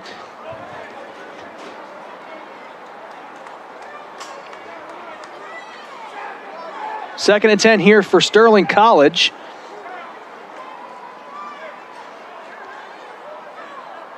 High snap, pulls it in. Richardson loses it. That's going to be a fumble. And it is recovered by SAGU. And I think we know who hopped on that one. Tim, say it for me. Keandre Belcher. He's just there. He's just always there. Actually, it wasn't Keandre Belcher. I thought it was Keandre. It was Joseph Chavez, number 46. I was ready to call his name again, and we're used to it. But Joseph Chavez, correction, he falls on the fumble. And that was just a pump fake and lost control of the ball, did Richardson. And Joseph Chavez Christmas came early for Mrs. Chavez as that one bounces right up into the hands of the big defensive lineman. Actually, it's not even Joseph Chavez. That is Jaden Chappelle, who's going to get on. Number 64, not 46. Got it backwards. Switch it, reverse it, but a fitting into this game as it was SAGU's defense who helped blow it open with 2 interceptions. They fall on the fumble to finish it off.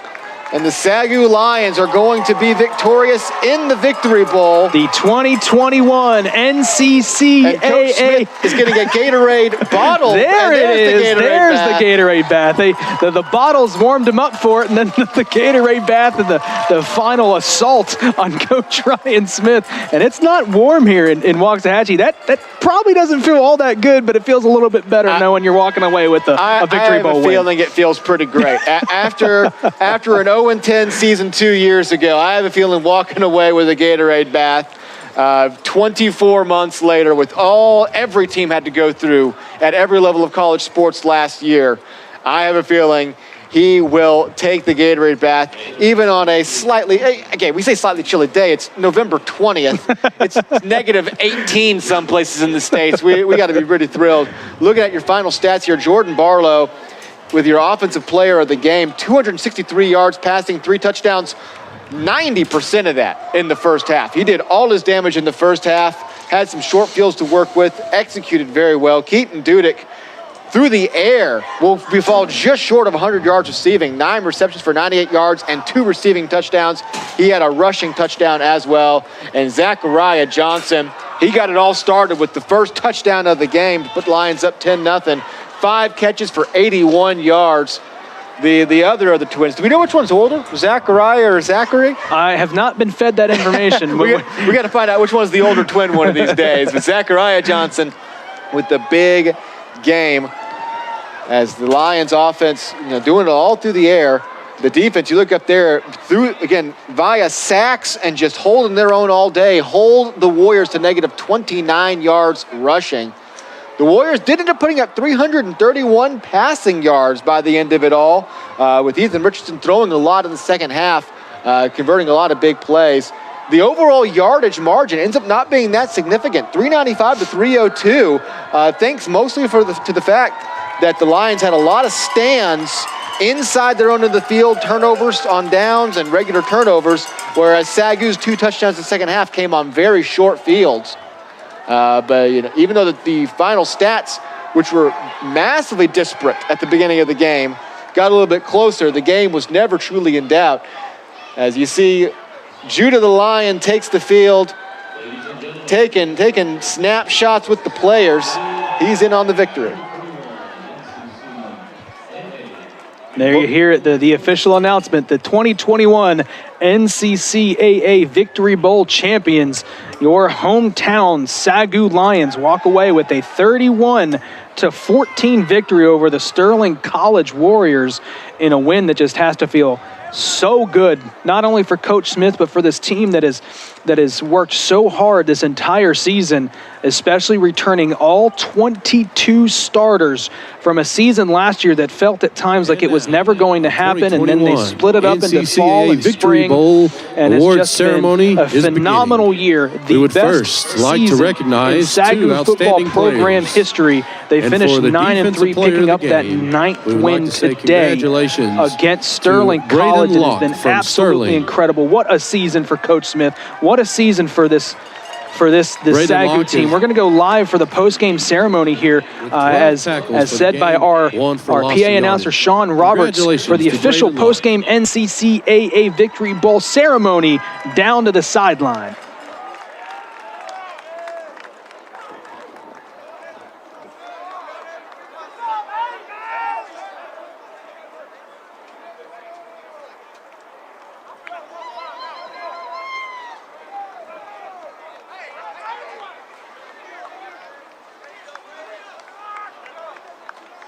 And now we would like to recognize our 2021 NCCAA Victory Bowl Outstanding Offensive Player of the Game, which is Jordan Barlow from SAGU.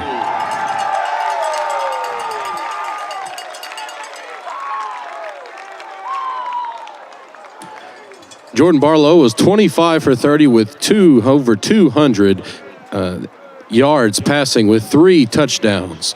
Congratulations to Jordan Barlow.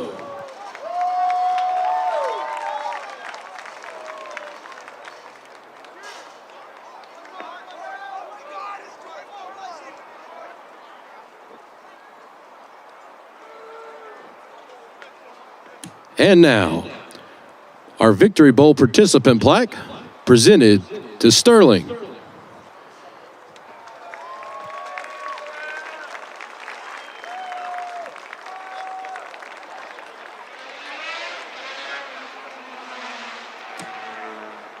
Congratulations for the Sterling Warriors for a great season.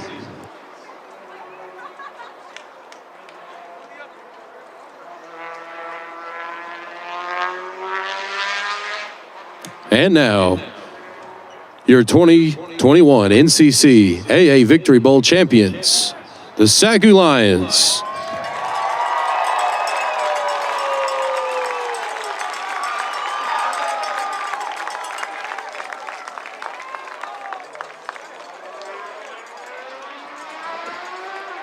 Congratulations, SAGU Lions.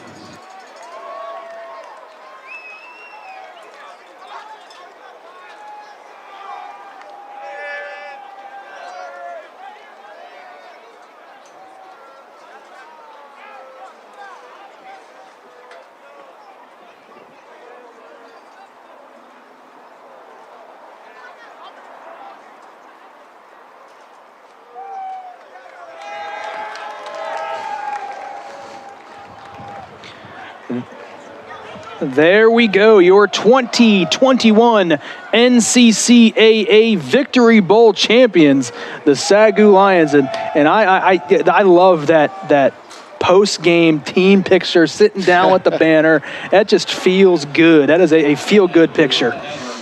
We're going to go to the prayer from our Victory Bowl chaplain with prayer before we recap the end of the game.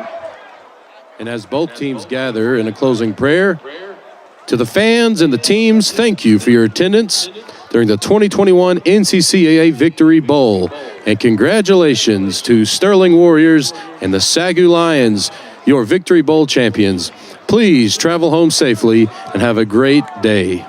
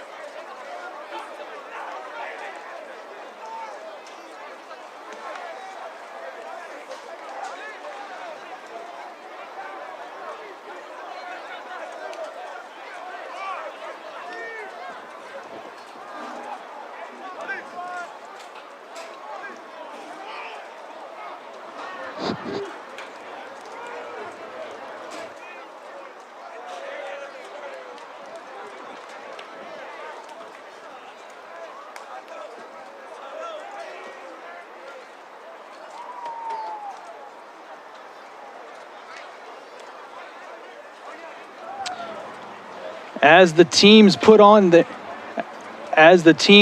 their Victory Bowl championship T-shirts, man, they got those out there quick, didn't they, Tim? Putting them on over the pads. The big boys got the right sizes. You love to see it. That's just an incredible feeling for SAGU. Now, don't forget the two-time Victory Bowl champion SAGU Lions. The win back in 2016 and now the win in 2021. 5-year separation between the two victories.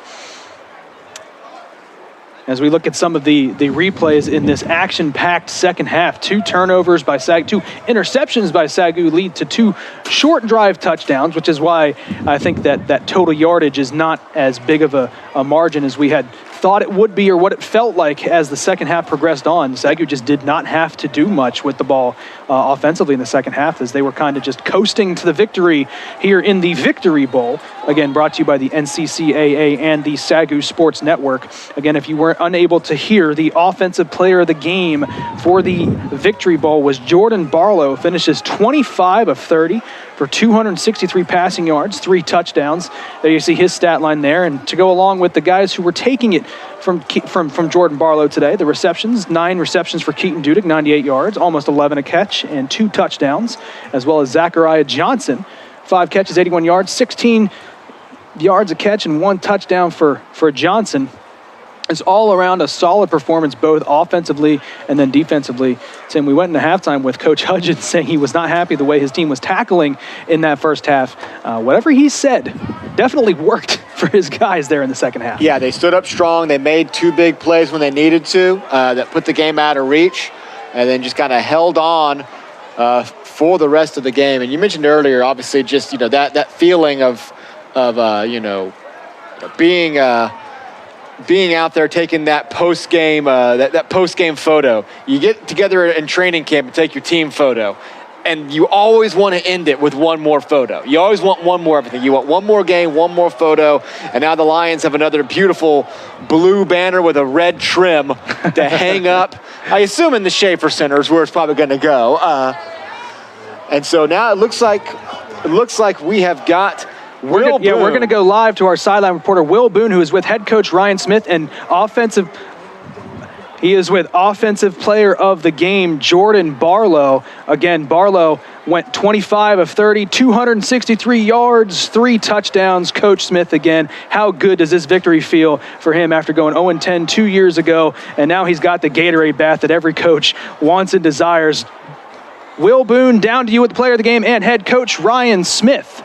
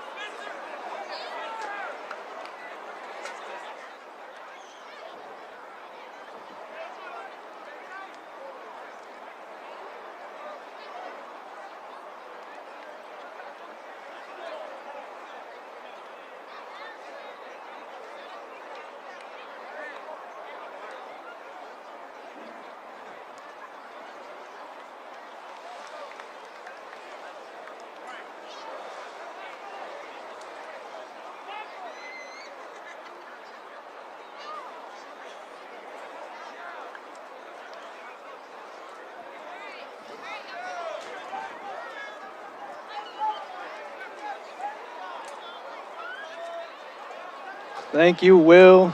Thank you, Will. Thank you, Coach Smith. Thank you, Jordan Barlow. Again, offensive player of the game, Jordan Barlow. Coach Smith with that elusive ninth victory. Best season in SAGU football history. That's got to feel good. It has to feel good. Let's take a look at some of the NAIA games across the board. Of course, the playoffs here outside the Victory Bowl. We saw a couple of finals. We saw Auto of Arizona and Morningside. They are in a tight battle there. We'll look at the Morningside. Well, I said it was a tight battle, but Morningside looks like they pulled ahead almost 60 points, 56-38. They blew it open in a hurry. Yes, they did. Grandview leading Dickinson State 38-13. Northwestern beating up on Central Methodist 24-7. And then on the other side, we saw some finals there.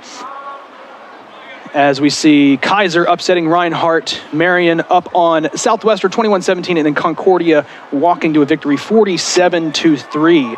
That is going to do it for the SAGU Sports Network here in the fall. I know we're almost at winter. We got Thanksgiving, we got Christmas, and then right around the corner in January, the next SAGU Sports Network broadcast will be basketball, and this team is going to be very fun to watch. Men and women's basketball Monday, January 3rd is the next broadcast against Southwestern Christian at 6 p.m. So keep an eye out for that one. That's going to be a lot of fun to watch. There you see an updated score. SAGU did end up coming back to beat Central Methodist 3-2 in the playoffs. So SAGU's season stays alive. And then you see the Lady Lions, the women's basketball team, up 40-26 on the USAO Drovers. Again, our next broadcast here on the SAGU Sports Network, Monday, January 3rd at 6 p.m. against Southwestern Christian. You can rewatch the Victory Bowl anytime on the SAGU Sports Network YouTube channel. Make sure you like and subscribe. We've got game notes, news, highlights, and more.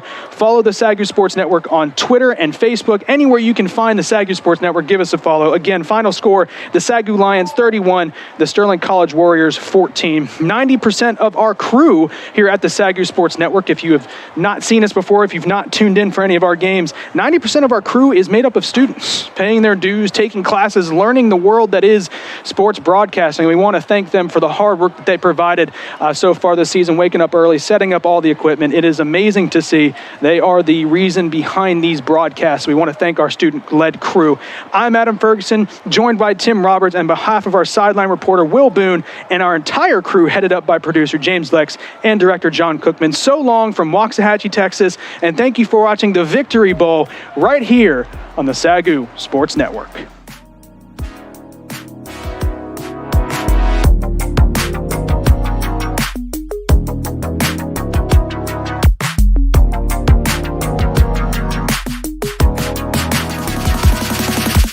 Thank you.